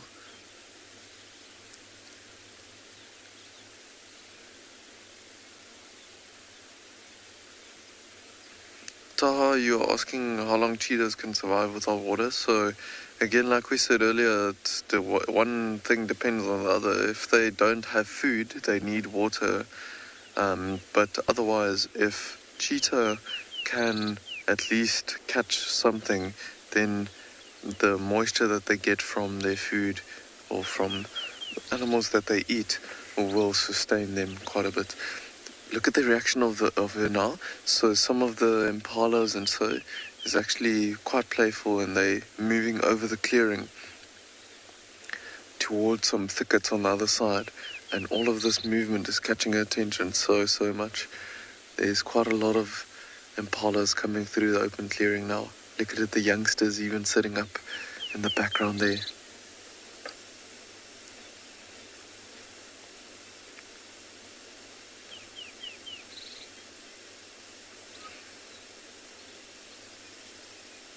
But I think with this being such an open area in front of her, if she should try and trace them from here, they would definitely get away from her. They're still about 100, 200 meters away. Look at that head bobbing around every now and then, looking at the movement.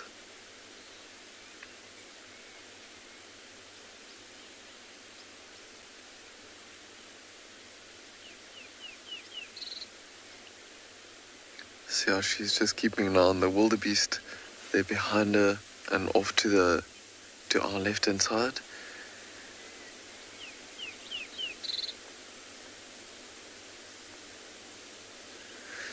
But it seems like these impalas have all kind of started moving away. I think there was a bit of a slight change in wind as well. The wind was blowing to her from the impalas, but it's blowing towards the impalas now, and I think they all started moving away because of that smell.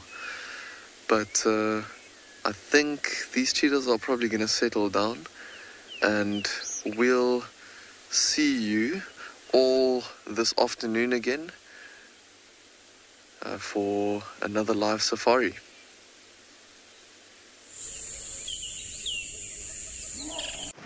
Hi, I'm Kyle, and I come to you live every day here from Tswalu Kalahari in South Africa.